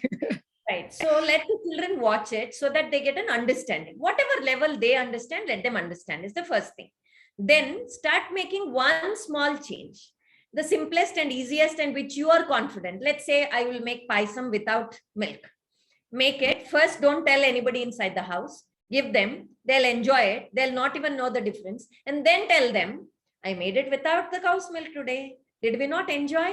And did we not get all the benefits? Tell them. Tell them in the way they understand, depending on the age of your children, how they understand what are the benefits or what are the harmful effects of the dairy. Then one after the other, take it slowly, one day at a time. When you do too many things, when they go wrong, then you'll not be able, because that experience was not right, not good. Say you spoiled the making of the curd or milk or something tomorrow and nobody eats it. One is a waste. Second thing is you're scared next time to make it. And next time they're also scared to eat it. You have given a bad experience for them, right? So make in small quantities, do one thing at a time, slowly build on one achievement. If you can make good milk one day, a paisam first day, next day you'll be influenced to make something else. So like this, go slowly one after the other. But your main question was something else. What was your first question? Yeah. Oh, tea. Yeah, wait, let me answer your tea. My chai, ma'am, early morning chai. Yeah. Let me come there. Wait. Okay. Now you have understood that it is not good. Milk is not good. No question at all. Right. Now let us talk about the teas and the coffees. Now the caffeine, whether it is tea, coffee or whatever, what is caffeine doing to us? What is it giving us? When I feel bored, I drink a cup of tea or coffee, I feel good. When I'm tired, I drink a cup of tea or coffee, I get energy. When I am stressed, I drink a cup of tea or coffee, I become calm and I can do my work, right? I feel better. That is why I drink coffee or tea. Otherwise, who is going to drink coffee or tea, right? Now, if I say, if you follow all that which I'm telling you, right eating, right living, You have that energy through the day. You will never get bored. You will never feel frustrated because you're going to create that sattvic mind. So you'll get all that without having a cup of coffee or tea. Why would you want to have a cup of coffee or tea? Now, is it coffee or tea giving you any nutrients? No. It is stimulating your mind to temporarily feel something else which is not the truth. You're actually feeling tired. You're actually feeling bored. You're actually feeling sleepy. But the cup of coffee is making you temporarily not feel so and asking for more. After 1 hour, after this effect reduces, you need another cup of coffee to again feel the same high, isn't it? It is no better than drinking a cup of alcohol, smoking a cigarette, or drugging yourself. This is a milder form of it, that's all. So don't get addicted. You should not need any stimulant from outside to keep going through the day, to be energetic, to feel high through the day. The nutrients present in the food, we should keep us all of this through the day. We should never depend on a stimulant. Now, does that answer your question? Will it motivate you to start looking at it? Right? Yeah, it does. We don't need. Second is, it is harmful. Third is, we have to get out of it. Now, while getting out of it, you will always have withdrawal symptoms. Because for many, many, many years, you have had teas and coffees. So naturally, you'll feel sick. You'll feel more tired. You'll feel more weaker. You'll feel more bored. You'll feel more frustrated. You'll have a headache. But you know that this is bound to happen for a couple of days. That's it. Everybody who reaches me, do you think they don't have all these habits? Because they have all these habits only, they've got sick. And because they're sick, they've reached me. And when will they reach me? They have tried all patis, including their own pati. Nothing has worked. That is why they have reached me. I'm the last resort. That is why they listen to me. Whatever I say, they'll listen to me. If I say go eat grass, they'll eat grass. Because they are tired of suffering. You understand what I'm saying? So don't reach there. You will have all these symptoms for 1 or 2 or 3 days. Be ready. For 2-3 days, I will do some milder work, get some help. Next 2-3 days, I'll take more rest. Whenever you create a headache, put a wet pack on your forehead and eyes and sleep. Make some herbal tea. What is a herbal tea? A tulsi tea, a hibiscus tea, or ginger tea, or whatever instead. And sip on something hot during that time which you generally have tea or coffee. So all of this is going to help you. In 2-3 days, you'll always be weaned off and you will never, ever need it. Ma'am, how long can the yeah. Okay, go ahead. So the coconut milk, say for example, I extract today, how long can I? Don't think you'll be able to keep it for weeks together. No, you'll do it in the afternoon, use it for lunch. Other half cup, you'll put it in the fridge, use it for dinner and over. That's it. Okay, done. It has to be fresh. If you can afford, if you have help or if you have time, if you're at home, if you can make it at every meal, wonderful. What I do is around lunchtime is when other people in the family have their milk product, whether it is milk or curd. So I make it at lunchtime, keep half of it in the fridge and remove it a couple of hours before dinner time. And what I make in the afternoon suffices for afternoon and night. So see what suits your family and decide what. Done. Next question. Thank you so much. Thank you. Welcome. Ishita, you can unmute and ask your question. Hi, ma'am. Amazing session again today. Thank you so much. Ma'am, my question is that you mentioned that there are 8 essential amino acids which we require, which are not present in the plants. They come from the animals. So how do we get them? If, because I'm a vegetarian, I don't mind. I've been a vegetarian for years now. But if we need those essential amino acids, then how do we get them? Were you present in last session? Yes, ma'am. We discussed all of it, didn't we? Is there anybody who can answer her question? I want to answer. Okay. I think who wanted? Reena wanted to answer or Meeta wanted to answer? Reena. Okay. Reena, Meeta, one of you take it up. Yeah. Variety is the key. So including a lot of, because each of them are present in different plants. So variety is the key. So did you understand what she said in one sentence beautifully? Using different varieties of dals and grams is the solution, because what is there in this is not there in the other one. So use all of them, you get all of them. That's all. We need all of them. There is no doubt about it. We need all of them. But you can get all of them from the plant sources. One thing will not give you all of it. Using all of them will give you all of it. That's the solution. Okay. Got it? Yes. Okay, got it. Okay. Ma'am, I have one more question. Can we come in the next round, please, Ishita? Sure, sure. Yeah. Thank you. Next question. Deepa, you can unmute and ask your question. Hi, ma'am. Good evening. Good evening. My question is, can we heat coconut milk? Is it like, there are certain dishes we make heating the milk? So can we heat coconut milk? That's what is my question. Right. And you probably know my answer. Unheated, the way we extract it is the best. The cold coconut milk. Wherever possible, try and keep it cold. But there are times where, as you said, where we might have to. Say you want to drink a warm glass of milk. Now what do? Don't heat it directly on the stove. Take a boiling water in the vessel, boil the water, switch it off, and then keep this vessel into that. In a double boiler, warm it a little bit. Don't boil it, is first thing. But there could be some dishes where you need to boil. Say your paisam.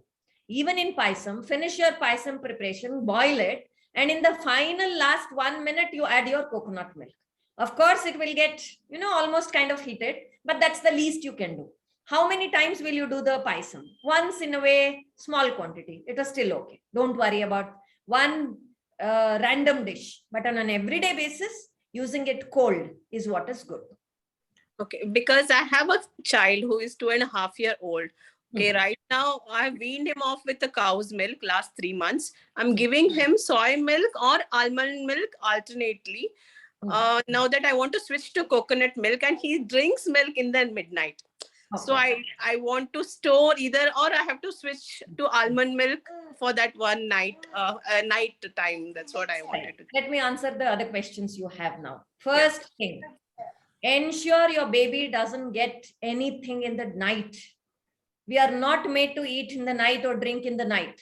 Stop doing this nonsense. It is very, very important. The last meal you eat should be the last meal for the child also.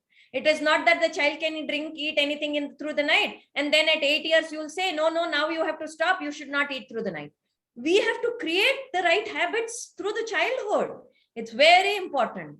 Give good, how 2.5 years you said. So he or she can eat all the family foods with you at dinner time. After dinner, no more milk. But if you're still feeding, if you're nursing the child, go ahead and nurse just before sleeping, because the child will get that feeling of security, feeling of niceness, and get protected, feeling that protection, and also get some nutrients from the milk, right? So just that's a comfort exercise, that's all. But through the night, no. And coming to the coconut milk, even mothers who can't produce milk, we give coconut milk, because the fats in the coconut milk are the simplest. You learn in the next session, the medium chain fatty acids. They are there is something called lauric acid in breast milk. That is the only place where lauric acid is present, which is antimicrobial, antiviral, antibacterial. It has all the 3 properties. This lauric acid is present only in coconut and nowhere else. Only food present is in coconut. So for young children, coconut milk is the best actually. Don't give anything else. And if you're talking about soya milk bought from the store, absolutely no. Next question. Chaitra, you can unmute and ask your question. Hello, ma'am. Ma'am, a wonderful session as usual. And there is so many learnings. Actually, I got to know so many things because I had so many questions in this session. Ma'am, I just wanted to ask you one thing. I have a doctor client. So for hormonal imbalances only she came. And when I'm saying that you should not drink coffee, she has an habit of drinking coffee. She said that she's going with an A2 milk. That is a cow which doesn't, the milk doesn't get infected with hormones or antibiotics. So she'll drink that coffee. And the ideology she says is that when she drinks, the HCl will, hydrochloric acid will make everything into bland. Nothing will be added into our body. This is what she's saying, and I was not damn sure about it. So I just wanted to ask you. I don't have a clue about the second part of your question about that HCl. I don't know what it means and what the question is also. Ma'am, the digestion part. Yeah, the digestion part in the stomach, no, when it gets close to the hydrochloric acid, the whole thing gets burned up. The hormones, everything gets burned up. That is what she says, and I really does. No, not at all. Actually, to digest milk, the lactose, there are no enzymes at all in human beings. Only in the childhood, in the infancy, there is something called a small enzyme, renin, which actually breaks down the milk in the stomach. Okay. Then we have only pepsin as adults. We don't have any enzyme to break down the milk. Okay. We are endowed with it only in the infancy because nature knows that human beings will be nursed by the mother's milk in the infancy. After that, we don't have any. But over the period of evolution, today we are able to digest that also because of changes which has happened inside the body. Okay. But we are not meant to. That is the second part of it. The first part of it is A2 milk. Now, it is a very wrong scientific false game happening in the scientific circles also. There is no difference between A2 milk and A1 milk. There is no difference actually. If you look at some papers, I'll share the papers if you are interested in the group. Yes. Look at these papers. Actually, there is a company called A2 Milk Company itself. And this A2 Milk Company initiated this research. And they are the one which created the wrong myth that A2 milk is good, A1 milk from certain cows is wrong, and that is what creates ill health. This is all a very wrong thing which is circulating. But as you said, if it is organic milk, of course, there could be lesser antibiotics, lesser chemicals, or lesser hormones. But that is no reason to drink milk. First thing. Now, let me ask you a question. Have you gone off dairy? Ma'am, like I don't drink milk actually, but I don't. Answer my question in one word. Have you gone off dairy? No, Yes ma'am. or Like no? Yes or no? I eat curds. Yeah. Yes or no? No, I haven't given up. You have no right to talk about somebody else. First, do it for yourself. Get the confidence, and then you will be able to convince the other person. Okay? Okay, ma'am. Thank you. Next question. Nandita, you can unmute and ask your question. Yeah. Hello, ma'am. Hello. Can you hear me, ma'am? Yes, very much, Nandita. Go ahead. Yeah, ma'am. Recently, I have become vegan. My coach has advised sprouts on daily basis. Can I go through this after the protein session? I have that doubt, ma'am. Okay. Now, can you just give me a little background when you say my coach? What do you do so that I can understand what your requirements are? For my weight loss, I have taken a coach. He has advised sprouts, ma'am. Okay. When he give you new sprouts? 1.5 months ago. No. At what time are you supposed to eat your sprouts is my question. Any time in between breakfast and dinner. Afternoon or morning, he has advised, ma'am. Okay. But can you give me a little understanding about why sprouts will decrease your weight? I don't know, ma'am. I don't know. He has advised. So I'm asking you to. Got it. Yeah. Now, eating between breakfast and lunch or between lunch and dinner, is it good or bad? You tell me now. I'm not able to eat, but I'm taking 1 to 3 tablespoons of sprouts. I'm not able to. Is it good to eat something between breakfast and lunch and between? No, lunch? ma'am. No, ma'am. Right. Answer that. Why?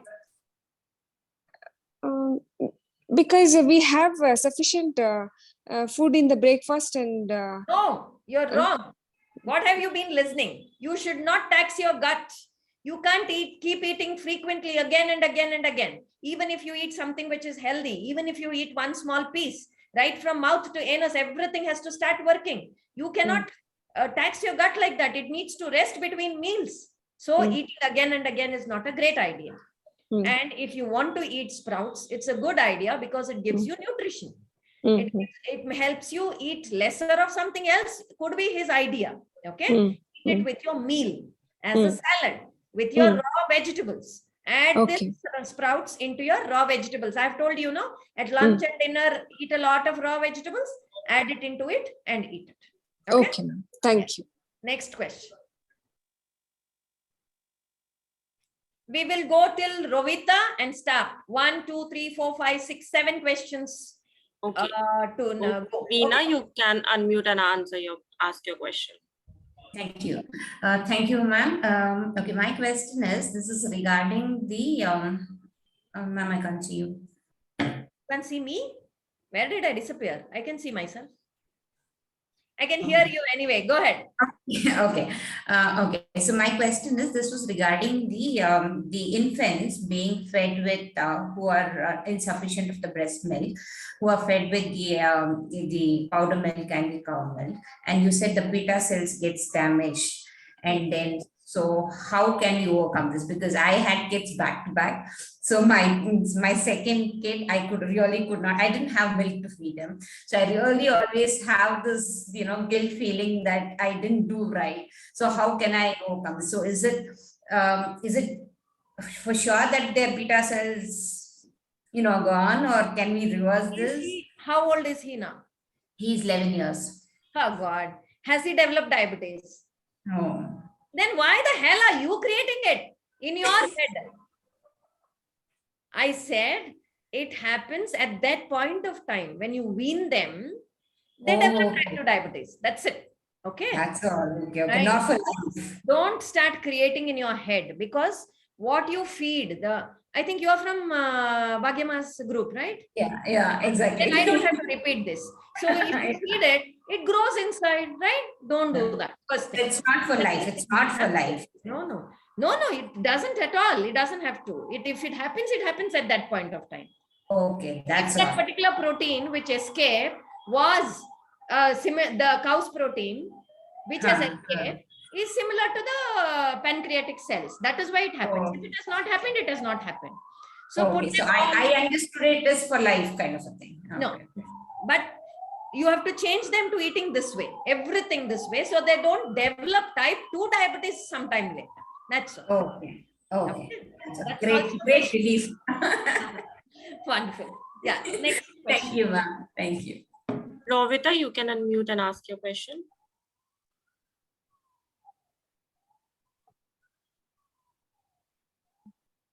I can't see anything on the screen. I can't see ma'am either. Oh, really? What's happening? Yeah, ma'am, that's fine now. Okay. Hello, ma'am. Thank you so much for today's session. Thank you. The takeaways that we have taken today are so important for me, because I've been trying to tell my children and my husband to, eat less of non-veg, vegetarian, and eat more of vegetables, but they haven't been listening to me. Though I prefer vegetarian food. So, all that you have said today will really help me to try to convince them. And ma'am, my question is that in case I have a small farm and I have the space to keep a cow there. So if I keep a cow and we get pure milk from the cow, which, we're going to make sure that there are no hormones or any wrong thing fed to the cow. So would that be all right? Did you hear to me the whole of 2 hours? Did you listen to me? Ma'am, I just went out for 2 minutes, 2-3 minutes. Went out for 2 minutes. No, I've spoken for 2 hours, the same nonsense. No, I think I heard everything, ma'am. Yeah, I told you the protein is the problem. Yes, ma'am. Right. So your cow will give you different protein? No. Same. Yeah, that's what I said. You might get lesser hormones or lesser antibiotics or lesser chemicals, but you can't get away from all that I spoke in today's session. It is very, very important to get off dairy. And what is your problem? You switch to plant cow milk, plant curd, and plant buttermilk. You will not miss anything. Absolutely, you will not miss. Now, don't go to your husband and children and kill them. First, you start doing it. You show them in next 3 months, 6 months, how you can become better, healthy and energetic, and don't trouble them. We constantly nag them. This is right, that is right, because we are concerned. We love them. It No, is ma'am, I haven't right for us, but for them, it is absolute nonsense. So leave them alone. Don't tell them at all. Don't even ask them once. Then they'll get suspicious. What is happening with her? Mommy is not telling anything even once. Let me follow. Right? Ma'am, ma'am, sorry, I'm interrupting. I just have milk in my tea and I have a little bit of curd every day. I don't drink milk because I'm lactose intolerant. I can tolerate some curd. You want to wait till you become intolerant to curd also? Yeah. Yeah, do that. Right, ma'am. Thank you, ma'am. It's very important to get off if you want to be healthy. Okay. Right. If you're okay for another few years not to be healthy, or think about it when you reach there, then you can do whatever you want. Right? If you want to be healthy, if you want to be fit, you just have to do it. Okay. Yes, ma'am. Thank you. Next Thank you, ma'am. So Kadamri, you can unmute and ask your question. Hello, ma'am. Ma'am, am I audible? Yes, yes. Okay. Ma'am, just 2 quick clarifications I had, not big doubts. For even making the curd, we don't have to warm the coconut milk. We can just put lemon in the coconut milk and it will curdle. Yes, yes. But it will not set like your cow's milk. Yeah, yeah, thick that curd. is. No. Huh. Where are you from? Are you from Karnataka? No, ma'am. I'm from Gujarat. Gujarat. Okay. I don't know what you say in Gujarati, but if anybody else is there who can translate, the first few days of milk, cow's milk, when you boil, it'll curdle a bit. Have you seen that? Yes, ma'am. A bit. It looks like Yes. that. Yeah. Okay. Okay. And ma'am, second thing, there was a slide on supplements. So there you were only talking about protein supplements or all supplements? In that slide, it was only about protein supplements, but I've spoken about all other supplements in the other sessions also. We don't need any kind of supplements. Everything should come from the food itself. Okay, ma'am. Great. Just give me a second.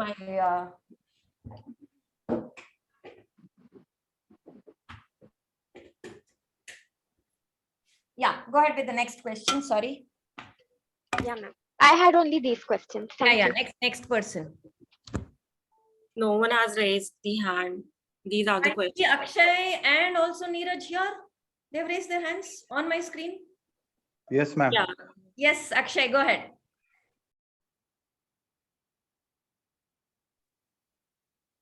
Ma'am, thanks a lot for the wonderful session. Thank you. Ma'am, there's a controversy from the experts that soya protein has got negative features, though it is a good plant-based protein, but it doesn't. It does have some kind of elements which damage the kidney immunity. Please throw some light, clarify the things. Right. About the soya. Some companies they are selling the isolated soya protein specifically. That is the problem. That is the problem, Akshay. Not the soya. See, if we are, soya in India is still not genetically modified. If you get good source of soya from the organic shops, there absolutely no problem using the soya as such, soya grams.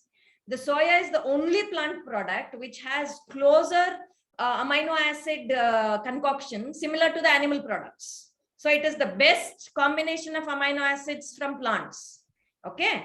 But the problem is the soya products in the market are all processed.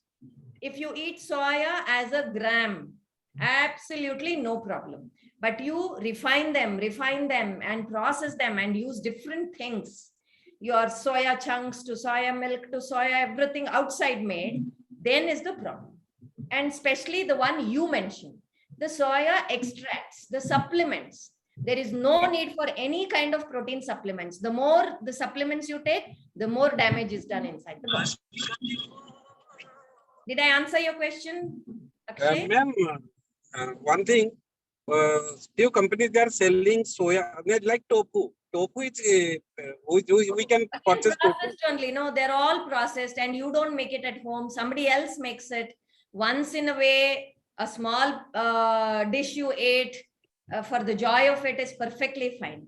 But using them regularly, eating large quantities, and we are bringing it from outside is the problem. One thing, ma'am, what is the thing the company isolate from the soya? The protein. See, Protein. soya has everything, no? Soya has carbohydrates, soya vitamins, minerals, fiber, everything soya has. Soya has protein also. So they extract the protein, that's all. No. They isolate the negative elements and they sell it. No, They claim it they is extract isolated protein, that's all. It is isolated soya protein. They claim it the same sentence. The speech, it is isolated soya protein. Yes, it is the protein of the soybean, that's all. Thank you, ma'am. Yeah, it is like saying I extract sugar from the sugarcane. Everything else is thrown and the sugar is made from the sugarcane. It's like that, that's all. Okay, yeah, Neeraj. Good evening, ma'am. Yeah, ma'am, my question is about, as you know that we're into organic and certified organic and natural food products. And I had this big smile across my face when you were talking about A2 milk, because a lot of research has gone into that personally. And one of our star sellers, incidentally, is pure A2 Desi Bilona ghee. So I source it from my cousin brother's farm, dairy farm. He has Desi cows, and they are free grazing cows, and they just grass. Incidentally, there is a forest landscape just next to the farm, and they graze there, and natural fodder and free grazing, and no hormonal injections and no antibiotics given to them. But then, like you said, there was this big debate about A1 and A2, and I got in deeply into it. And I spoke with a few scientists from NDRI, National Dairy Research Institute, and actually wanted to get to the skin of it to figure out what's the big deal. Because incidentally, it so happened that since I told you that one of our major selling products is Desi Bilona ghee, I was supplying ghee to one of a very big reseller in Punjab. And this gentleman was actually reselling it in his own brand. In the sense, he was buying it in bulk from me and selling it in his own brand. And they have this customary protocol of testing the ghee every 3 months. And our ghee passed just about all the tests, except for that one test wherein they determine whether the ghee is A1 or A2. And this is done using the same protocol as how they check for COVID-19. That is the protocol that was actually done, and it is called a ghee microbiology test. In that, the test threw out a report saying that it is 60% A2 and 40% A1. As a result of which the whole management was absolutely mad at me. And they said that what you claimed it is 100% A2, and now it is saying it's only 60% A2. And the short of the story is they stopped buying ghee from me after that. Okay, so now I want to ask you this, that see, we use the same ghee at home, and I was a voracious non-vegetarian, and I quit non-vegetarian food in 2006 precisely for all the same reasons that I've learned in this course. And I can easily wean off anything, ma'am. The determination is huge. I can drop it at the drop of a hat. Like at one point I used to do gymming and having those egg whites and chicken. I've gone through that route. And in 2006 I dropped it all of it instantly, and I decided to be a pure vegetarian. Now my question is this ghee doing any more harm than good? Now, you have asked me the question out of syllabus because we have not finished ghee. I'm going to do that in the next session, and you'll be understanding about the ghee. But what is the difference between A1 and A2 milk is one amino acid between this kind of cow and that kind of cow. Yeah, I was told the same thing by the scientist over there. Yeah, that's the only difference between our Desi cow for us in India. And similarly, there are many breeds of cows in different countries which are similar to our Desi cow, which have a different protein. But unfortunately, it was made to believe that this A2 is much healthier than the A1 by the scientific papers only. I will share those papers in the group. Go through those papers, you'll understand. But finally, all said and done, as I've been answering a couple of other questions also, if you have taken care of the animal, you have got that much advantage over that. That's all. Finally, all other things, nutritionally, whatever I have spoken in the last 2 hours applies there also. Ghee, I shall answer in the next session. Okay. Okay, ma'am. Yes. Yeah. Thank you so much, ma'am. Yeah. Thank you. Next question. There are more people now again. Achal, Reena, you're the last two, please. Okay, so Achal, you can unmute and ask your question. Hello. Yes, Achal. Ma'am, my question is why not to buy soya chunk, you said? It's processed, factory made. Processed. Okay, Yeah. that's why. So you but remove all the fiber, you remove all that what is good, the goodness of it, Okay. and you make something out of it and then eat it is not going to help you in any way. Got it, ma'am. And ma'am, secondly, I have been advised not to take soya. But what my sister explained me, because in US it is genetically modified, but India we are getting organic. So you can have. So I'm still confused to have.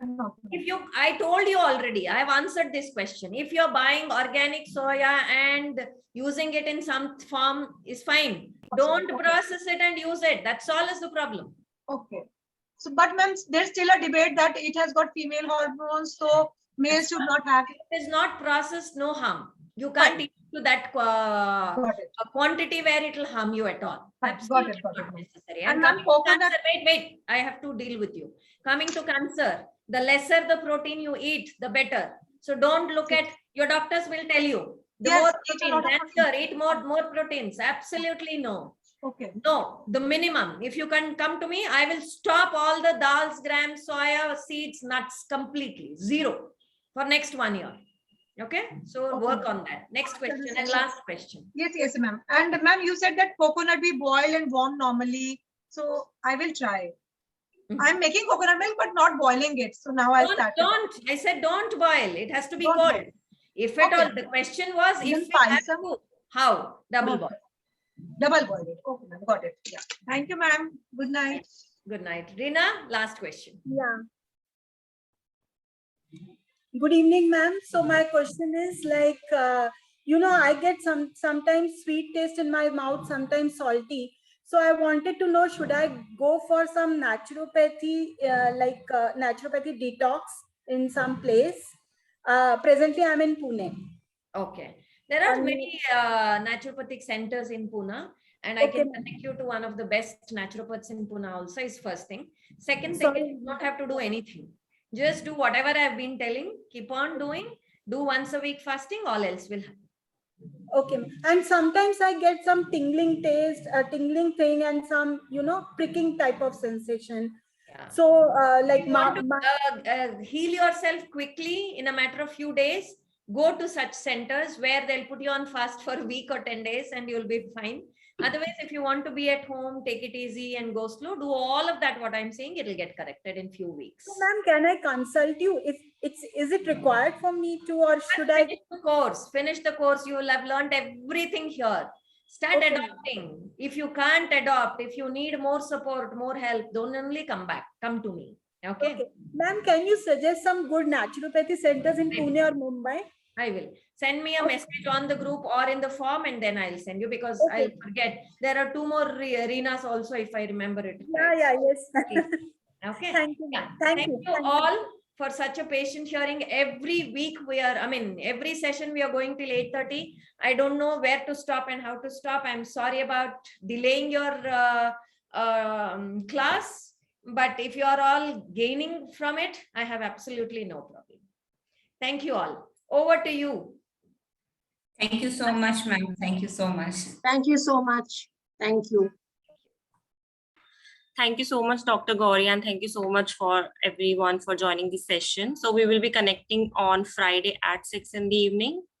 And till then, any questions you are having, you can put that questions in the form and not in the WhatsApp group. So it will be like convenient for Dr. Gauri to answer as well. Okay, so thank you everyone and good night. Good night. All of you have a restful Good night. Bye. Everybody. Good night, ma'am. Thank you. Bye. Thank Thank you. you, ma'am. Good night. Welcome.